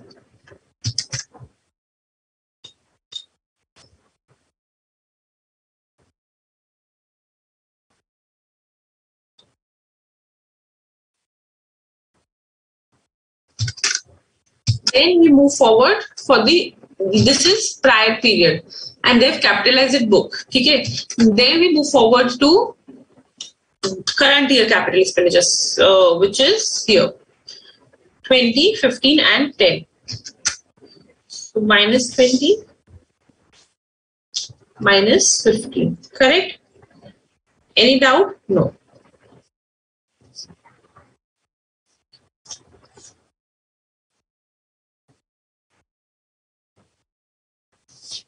$16 minus 30 minus 20 minus 15 plus 16 minus 34. 14 minus 20 minus 15 minus 35 and minus 14 minus 21. Here 31 would be the profit? No. Why? Because Baba, theek hai, capital expenditure is not deductible, but depreciation to milega. Depreciation would be there. Kitna per depreciation would be allowed? 50 was the total expenditure, out of which 30 was land. So 20 is the building. Plus 10 ka expenditure is also made during the year. So 20 plus 10. 30 lakh ka there is a building. 30 lakh pe depreciation, how much depreciation is allowed on building? 10%. 31 minus 3, 28 would be the profit. 28 would be the profit. So 28 would be the business profit. 34 and 21, total 55 lakhs would be carry forwarded. Clear?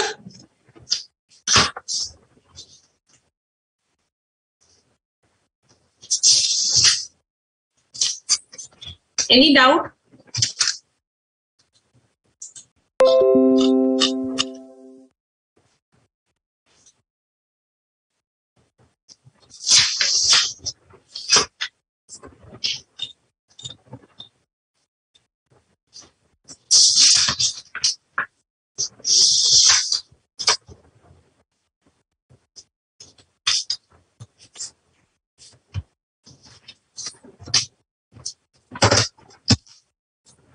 क्या part miss हो गया? Just let me check.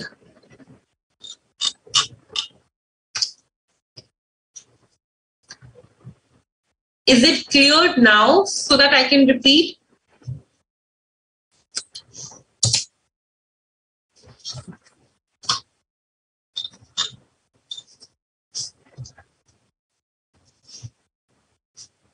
Is the video cleared now that if I repeat, you people will get to hear it?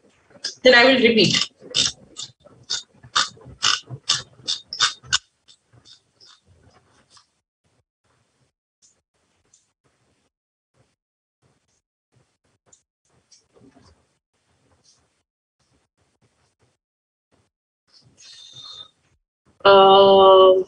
Let me check with the tech team. 1 second.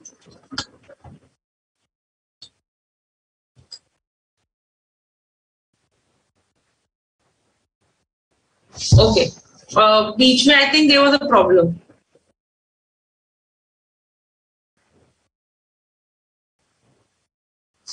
Okay.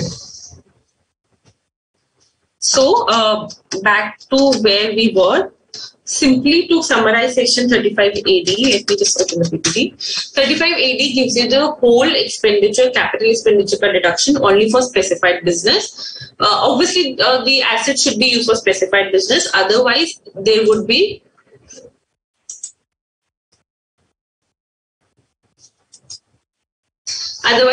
no deduction. Prior period kabhi also you get the deduction provided you capitalize in the books of account, just like in the illustration which we did, capitalize kiya tha unhone books of accounts mein, we give them the deduction for prior period. But capital expenditure deduction is not allowed for land, goodwill or financial instruments. That's why when we did the question right now, we reduced the value from land to give the deduction for capital expenditure. Current year ka capital expenditure also we gave the deduction on. Okay? Then obviously if any asset which is purchased in a single day to a single person payment by deduction. So if suppose for starting hotel business, the commencement year should be 2010 onwards. The commencement year should be 2010 onwards, but you have started in hotel business of 3-star hotel business somewhere back in 2001 or somewhere back in 1998.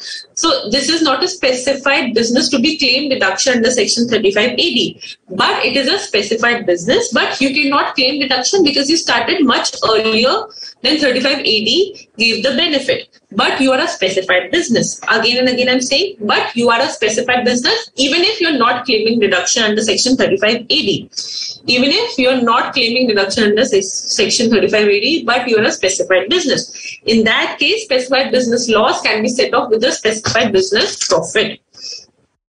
Clear? अभी तक किसी को कोई doubt?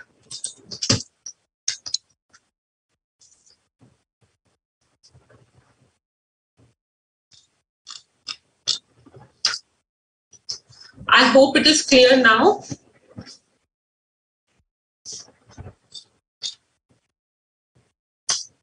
Oh, sir, the video is lagging again.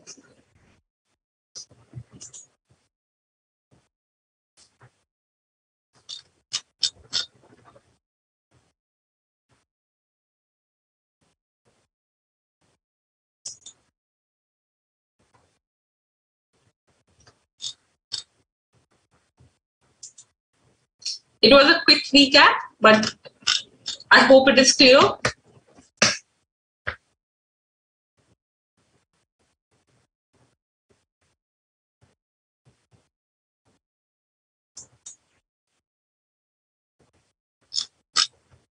Sure. Second-hand imported plant and machinery is not considered second-hand. Any plant and machinery which is used outside India, will not be considered as second-hand, because India में ना उस पे depreciation claim नहीं किया किसी ने. You, me, or anyone has not claimed depreciation in India from that. So that's why it's not considered second-hand for 35 AD.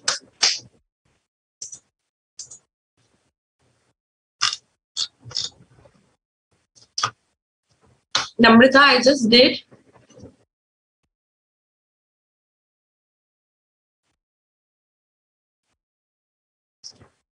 Part sale second hand is up to 29%, allowed up to 20% when allowed, and if more, entire not allowed. If it is more than 20%, entire second hand would not be allowed.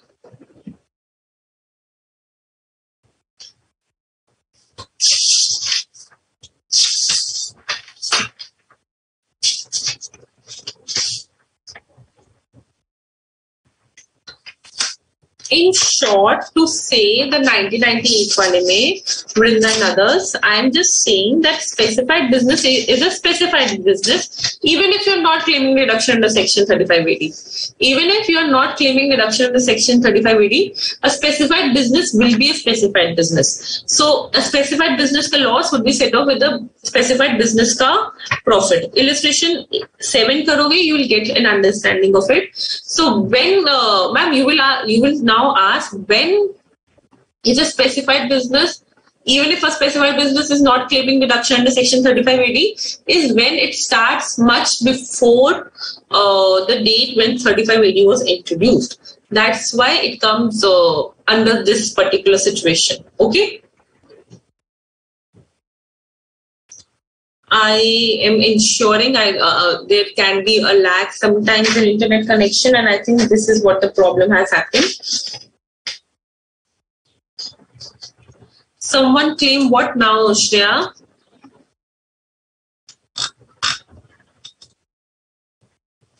Yes, it is optional.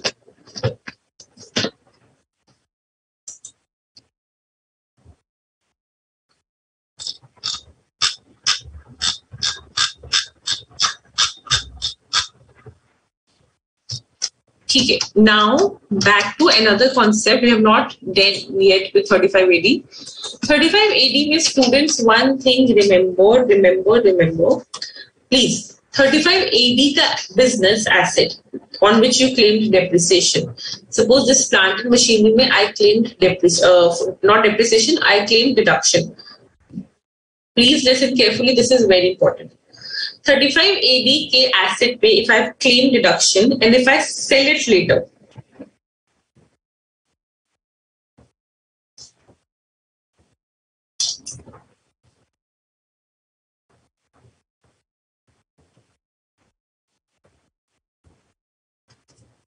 if I sell it later without using for any other purpose, that means suppose I was using a plant and machinery for my production of fertilizers. Okay?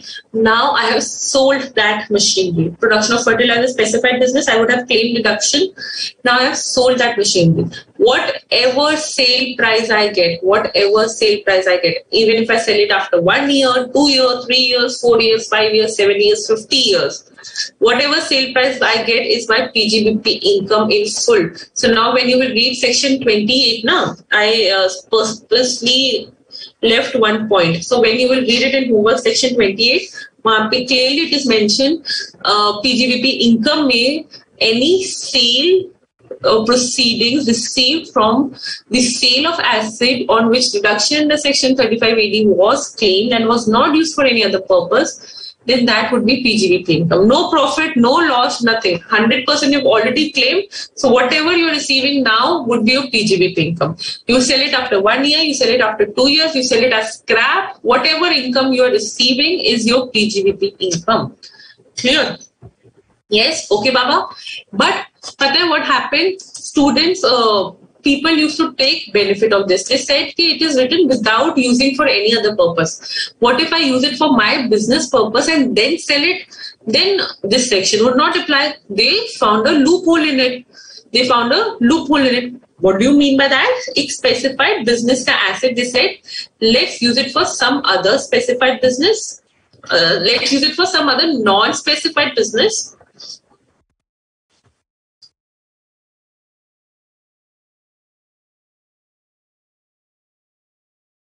And then sell it, because otherwise if we will sell it, whole income would be PGBP, right? So they found this loophole, but government covered this loophole also. Income tax covered this loophole also. How did they cover it? They said, listen carefully, this is very, very important. If you used, the heading would be asset used for specified business, now used for non-specified business. So if you have transferred a specified business asset to a non-specified business asset, so whatever plant and machinery was used here is now transferred to the plant and machinery block of a non-specified business. Two things will happen. First, you have to go and find out the block ke liye actual cost, what should I have to take, right? This would be a question, because now it will become part of the block of non-specified business assets, and you have to charge depreciation. And you have to charge depreciation on it. Specified business assets, so if you're converting into non-specified business asset, when I talk about plant and machinery, I think there was a pause. I'll say it again. Plant and machinery sold without using for any other purpose. Specified business के अलावा, if you have not used for any other purpose, whatever sale price would be your PGBP income. But if you are selling a specified business asset to other non-specified business, then that plant and machinery would come into, there would be two aspects.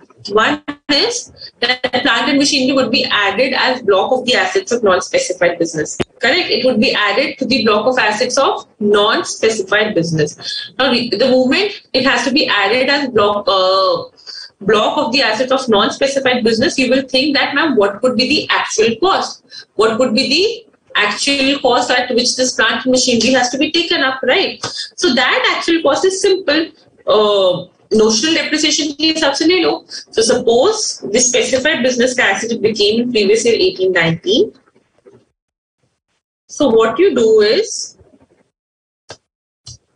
cost of asset में से reduce depreciation for previous year 18-19, previous year 19-20, and previous year 20-21.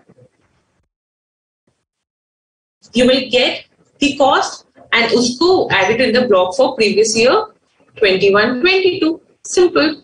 The notional depreciation reduce it, because if the asset would not have been used for specified business, then depreciation would have been allowed. Correct? Depreciation would have been allowed. So only simple way here, what we did, cost of assets में से notional depreciation we reduced, and that would become my actual cost for non-specified business block. And now going forward, I will put depreciation on it. Correct? Simple? Yes. So this is one aspect. Second aspect is what happened when I claimed reduction for plant and machinery in specified business. Full plant and machinery would have been allowed as reduction. Full plant and machinery would have been allowed as reduction.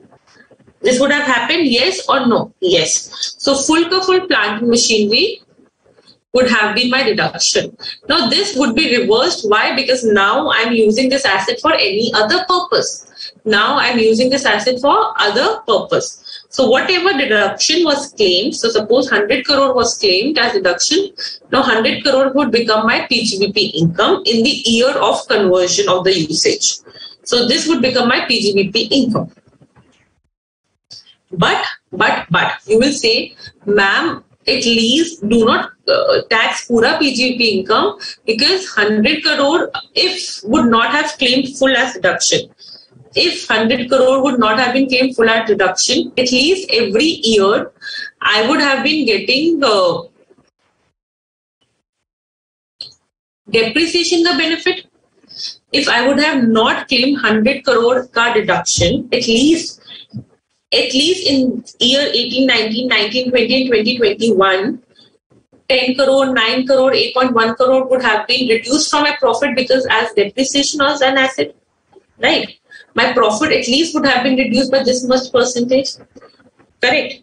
If 100 crore would not have been claimed, if 100 crore would not have been claimed, I would have been receiving 10, 9, 8.1 as my deduction, correct? So that I would not add as an income, that I would reduce as an income, and the remaining amount would be taxable as my income of PGBP, income of PGBP. Ma'am, can you please summarize? Yes. So two things, students. One, both are on total common understanding. One is whenever you're converting a PGB, converting an asset which is used for specified business, within 8 years from the end of the years from which it is used for specified business, 8 years. 8 years ke baad, there is no treatment. Within 8 years, if you are converting it, 8 years ke baad no treatment means the cost would be nil. Within 8 years, if you're converting it into an asset of a non-specified business, then whatever deduction you have claimed earlier would be reversed and taxed as PGBP income, but the depreciation which would have been allowed would be reduced and net amount would be taxable. Okay. So this 100 was reduced from a PGBP income earlier would be taxable, but this 10, 9, 8.1 which could have been reduced in the earlier years would be given here and the net amount would be taxable. One thing. Second thing, now since it is becoming a block of the asset of non-specified business, you have to calculate actual cost. Actual cost would be nothing, cost of asset minus notional depreciation had it already been used for non-specified business from day one. So that would be your actual cost on which you will allow depreciation. In most of the scenarios, this and this would be same, but you have to show the calculation separately. Ma'am, please do a question. Yes. So let's take an illustration.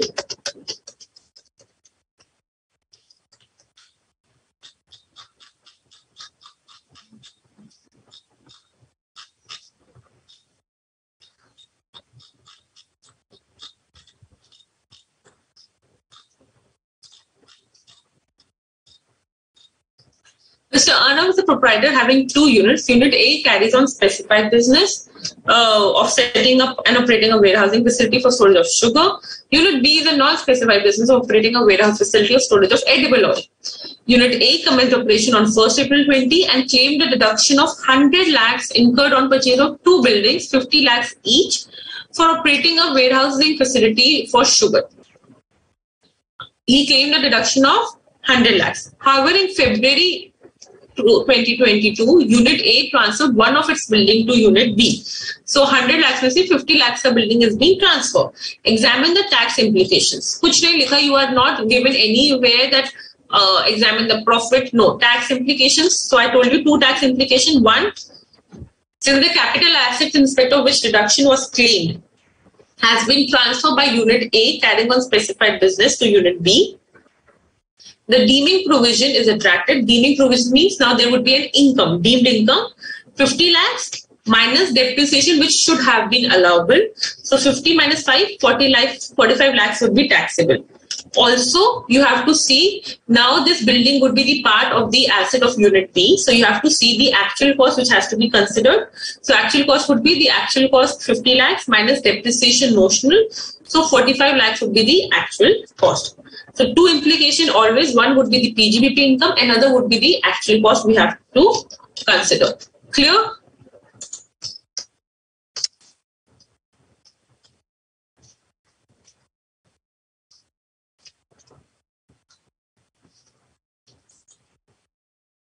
Rohini, what is not clear? Please ask again.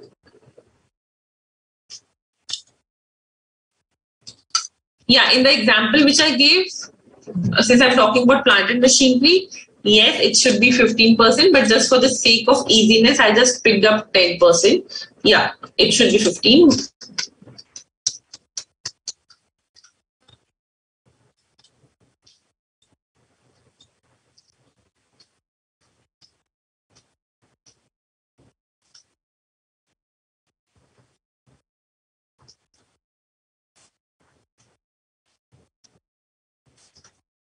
क्या queries हैं quickly?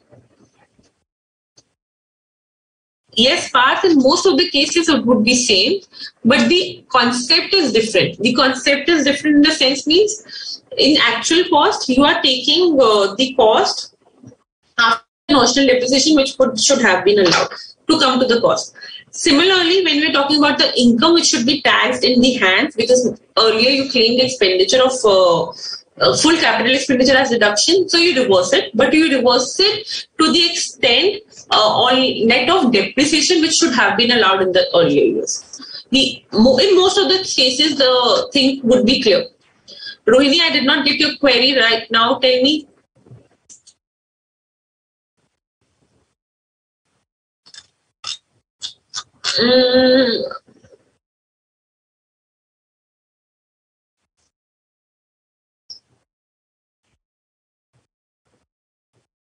Saurabh, I recorrected myself. It was my mistake. It is only goodwill, financial instruments, and land.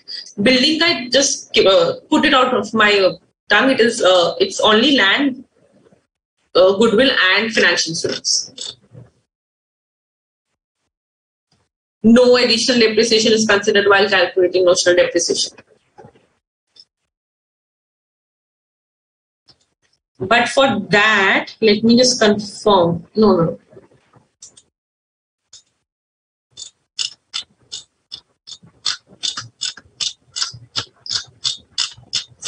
Okay.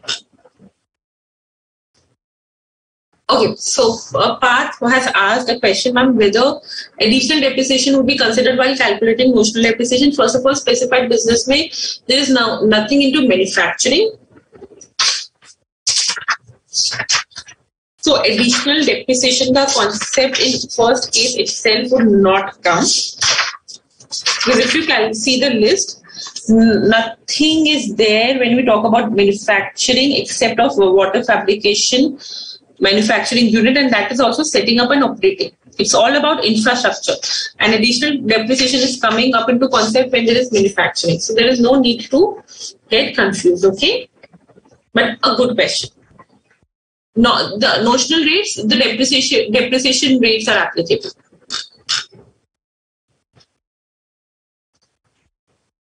You do not have to prepare the proper income and actual, just you have to give the statement of actual cost and income. With what is to be taxable and what is not to be taxable and what is the cost to be taken.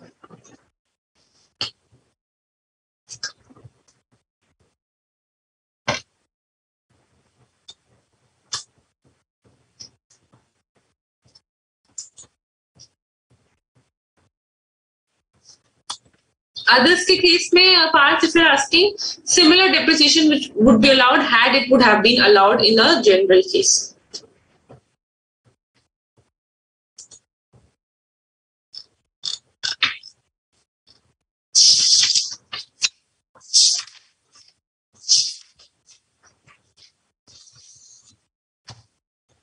We still have good time to go and we'll cover more expenditure. So I hope you can bear for another half an hour. Okay? Sushil, I believe the PPT problem is there from your end. Please check the network once.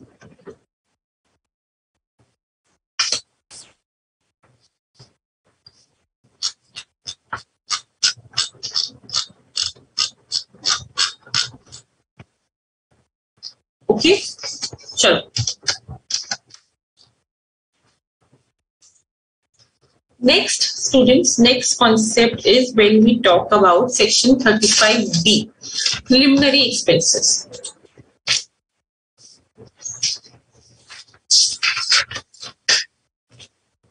Preliminary expenses accounts में you must have heard this word, something which is prior period expenditure, but preliminary expenses are only allowed to Indian resident assessee.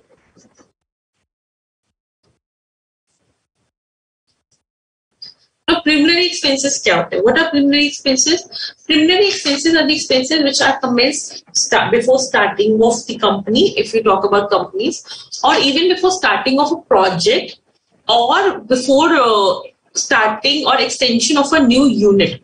a new setup. So if I have 2 units already running on, third unit pay, I can expenditure before commencing of the company, extension, new setup, all of these before commencement, whatever comes is the preliminary expenditure.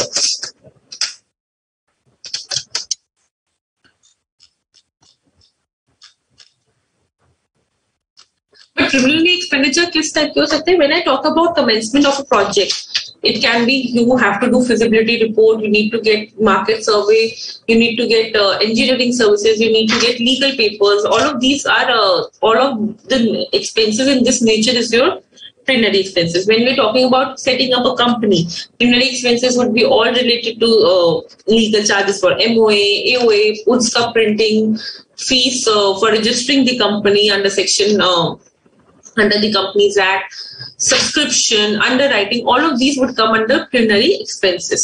So preliminary expenses are expenses basically commenced before, incurred before commencement of business, or incurred before starting up a new project in relation to that project, or incurred before setting up or extension of an existing unit. Clear? So preliminary expenses ka deduction is allowed, but preliminary expenses ka deduction is allowed in 5 installments. Beginning from the year when the commencement has happened, when the new setup has begun, or when the extension has happened. So if the company, because again, P&L kab banega? When the company is in existence. So let's take an example of company. So when the company makes the P&L from its commencement, 5 equal installments में you will give the expenditure card deduction. So previous year 21, 22 if I'm talking about, then 22, 23, 23, 24, 24, 25, and 25, 26 you will get the deduction. So if my preliminary expenses are coming to 5 crore, then every year 1 crore ka deduction would be allowed. But to this 5 crore, we have certain restrictions to be seen. Certain restrictions to be seen because then anyone can claim any amount of preliminary expenditure and claim deduction on it. So we need to see the limit in relation to this. We need to be ensured of the limit. So this 5 crore ke case, the students, what is the criteria? Basically, how much preliminary expenditure is allowed is based on your cost of project or capital employed. Cost of project or capital employed. So when I'm talking about a project which is being started, so let's take an example that. So case scenario 1 for resident assessees other than company.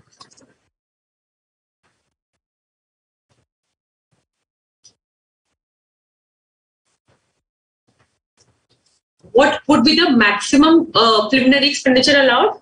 Actual preliminary expenditure or 5% of the cost of project, whichever is lower. 5% of the cost of project, whichever is lower. So if actual are 5 crores and my cost of project was only, cost of project was 200 crores. Preliminary expenditure actual was 5 crores. Cost of project was 200 crores. That makes 5 crores or 10 crore, whichever is lower, 5% of cost of project. 5 or 10 crores, whichever is lower. So 5 would be lower. So 5 ka 5 installment. But if my cost of project would have been 50 crores. So 5 and 2.5 crore, the amount which is allowable. And then that would be allowed in 5 years. Every year you do not have to calculate the cost of project. At the first year itself, calculate cost of project, compare it with the actual, whichever is lower, that would be eligible for 5 installments. That would be eligible in 5 equal installments. Cost of project means fixed assets on the last day of the year of commencement, which is in relation to this project only, not in relation to everything. Again, common sense. Is project ka hi 5% ka, because preliminary expenses are related to this project, so is project ka 5% or the actual cost, whichever is lower, actual preliminary expenses, whichever is lower, that would be allowed in 5 installments. Clear? Yes? But when we talk about company SSC,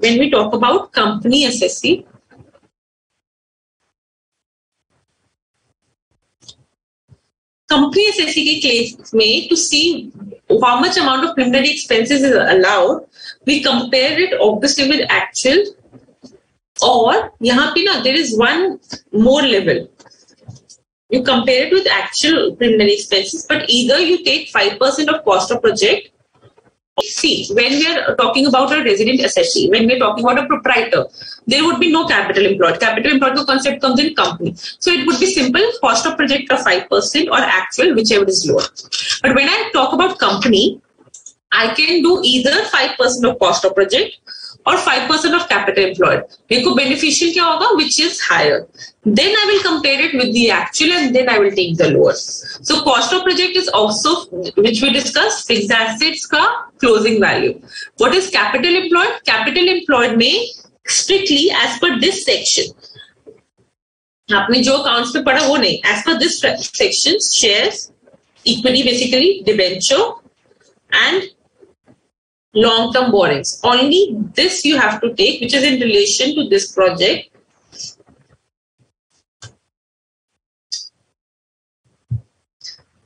Income sum would be my capital employed. Reserve and surplus would not come in capital employed for the purpose of section 35D.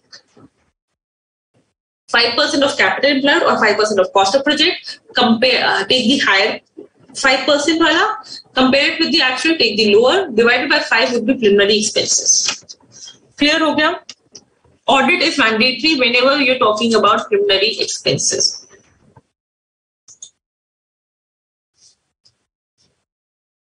Similarly, 35DDA, deduction for voluntary retirement scheme. Voluntary retirement salary में करते time you assumed yourself as an employee, but voluntary retirement for your business you have to assume yourself as employer. I am giving the amount of voluntary retirement. I am giving the amount of voluntary retirement to an employee. So for the employee that is an income, but for me that is an expenditure. Correct? I am the employer giving the money for the voluntary retirement to the employee. So this voluntary retirement ka expenditure would be allowed as deduction in 5 equal installments, and it is allowed to all assessees. So instead of claiming all the amount in 1 year, we'll claim the deduction in 5 installments beginning from the year when the voluntary retirement happened. Clear? Simple. Now in both 35D and 35DDA, in both these sections, just in case amalgamation happens, or demerger happens and you are yet to claim the 5 installments, and the amalgamation happens. So suppose after 3rd installment amalgamation happened, then in that case the 4th and the 5th installment would be taken up by the amalgamated company or the resulting company. So whoever is the successor company, they will claim the deduction. Clear?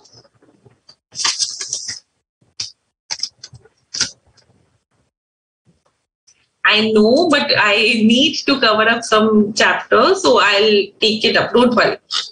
I will not give it more than you absorb. Don't worry. Project cost me, whatever I just told Rupesh, that would come, which is the cost of fixed assets. Prior period expenses are only preliminary expenses, but it will be allowed basis the capital employed or cost of project, and that will 5 years. Preliminary expenses will, it never comes salary and bonus. Nah. Jab tak company start nahi hua, who are you giving it to? Not exactly as pre-construction, just because 5 years installments are there, but yeah.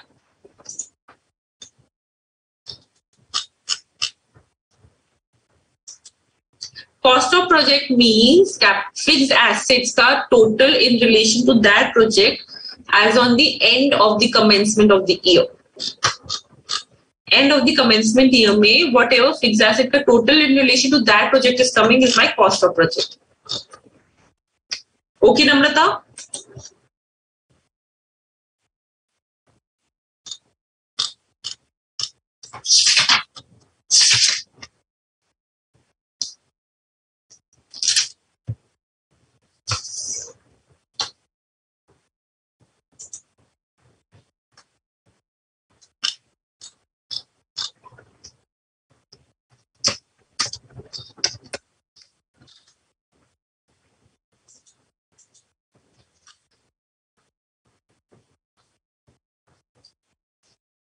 Just hardly 5 minutes more, and then we'll wrap up. Nothing very technical. We'll just do simple part. Okay. Section 36 talks about other deductions. Section 36 talks about other deductions. There are many deductions under Section 36, but at your level, only choosable deductions are taken up. And we'll take that. Other deductions, अभी तक अगर हम deductions का list revise करें, Section 30 was for building related, Section 31 was for plant and machinery, Section 32 depreciation, 33, 34 we did not do, 35 scientific research, 35 AD,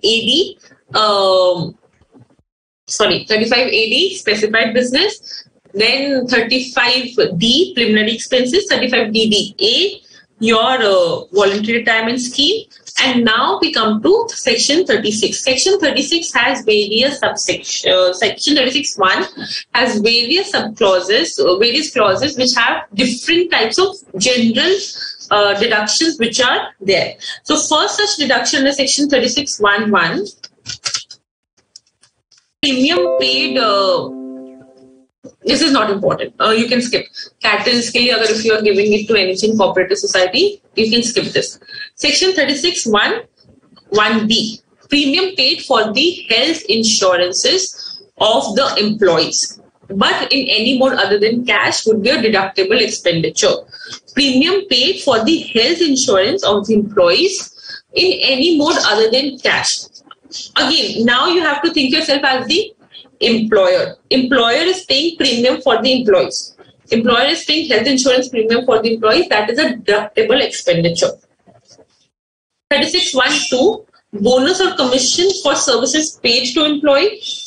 Bonus में दे रहा हूँ, commission में दे रही हूँ to employee. उसका it is an income. For me, it is an expenditure. For me, it is an expenditure. It would be deductible. Yes, it would be deductible. Provided, यहाँ पे जहाँ पे भी 43B is mentioned ना, 43B says that you have to actually pay it before filing the return of income. You have to actually pay it before filing the return of income. This is the last concept in interest on capital. Zero coupon bonds, I'll take it from the next class. But isme just give 5 minutes and we are good to go. So provided the bonus and commission, when we are talking about, provided the bonus is paid before filing the return of income. Bonus is paid before filing the return of income. Accrued hoga, then the deduction would not be allowed. So if it is in the question given 10,000 ka bonus is deducted in your P&L, but niche adjustment mein written, the bonus is yet to be paid. Will you allow it as deduction? No. If the bonus is paid, will you allow it as deduction? Yes. Would you reduce it again? No, because it is already reduced from the profit. Then interest paid in respect of capital borrowed. Business के लिए any capital you are borrowing. See, personal capital, whichever you are using it for personal purpose, housing loans and all, that is not covered here. Business के लिए, if you are borrowing any capital, business के लिए if you are borrowing any capital, and if any interest is paid on it, that is a deductible business expense. Correct? That is a deductible business expense. Provided if you have taken a capital from scheduled bank, NBFCs, public financial institutions, state institute corporations, SFC, state financial corporations, then the deduction would only be allowed if the interest is actually paid before return filing date. Before return filing happens in July or happens in September, as the case may be. Before that, you have to pay it. Okay. Before that, so wherever Section 43B is written, that means payment is necessary before filing of return to claim the expenditure. But if I've taken a capital from any other person for my business purpose, suppose I've taken a capital from my friend for business purpose, I've taken a loan from my friend for business purpose and I'm paying interest to that friend, even if it is accrued or unpaid, then also I can claim deduction. But 43B is important when the payment is made to banks, interest payment is made to banks, NBFCs, PFIs, SFCs, उनको पैसा timely मिल जाए, their income is not stuck. That's why income tax ने क्या किया? They put a condition here कि you can claim deduction only when you pay interest in full before return filing. Actual payment. Okay, so I know it would be a burden for all. I will not proceed further.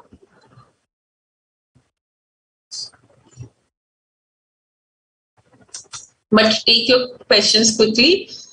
And but promise me you will revise it till here. You will do the questions till here. You will make notes by yourself till here. And obviously, in the next class, again, we have lots of things to do. Just trying to focus on the syllabus coverage, but along with the main focus on making you people understand.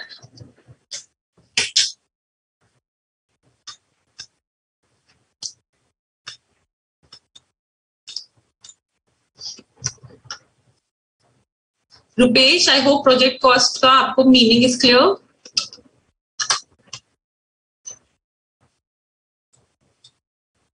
Feasibility report, Chetan, is basically when before conducting a business or conducting or starting a new project, you conduct a feasibility report to see whether the business is feasible, whether it is even even possible to do the business, be it territory wise, be it technology wise, be it market wise. That is called feasibility report. And usko you spend money on that. That is why it is in your preliminary expenses. VRS, Sumesh, 5% cost of project or capital employed, whichever is higher, compared with the preliminary expenses, not with the actual cost. You see in the next class. Till then, study well. Take care. Bye.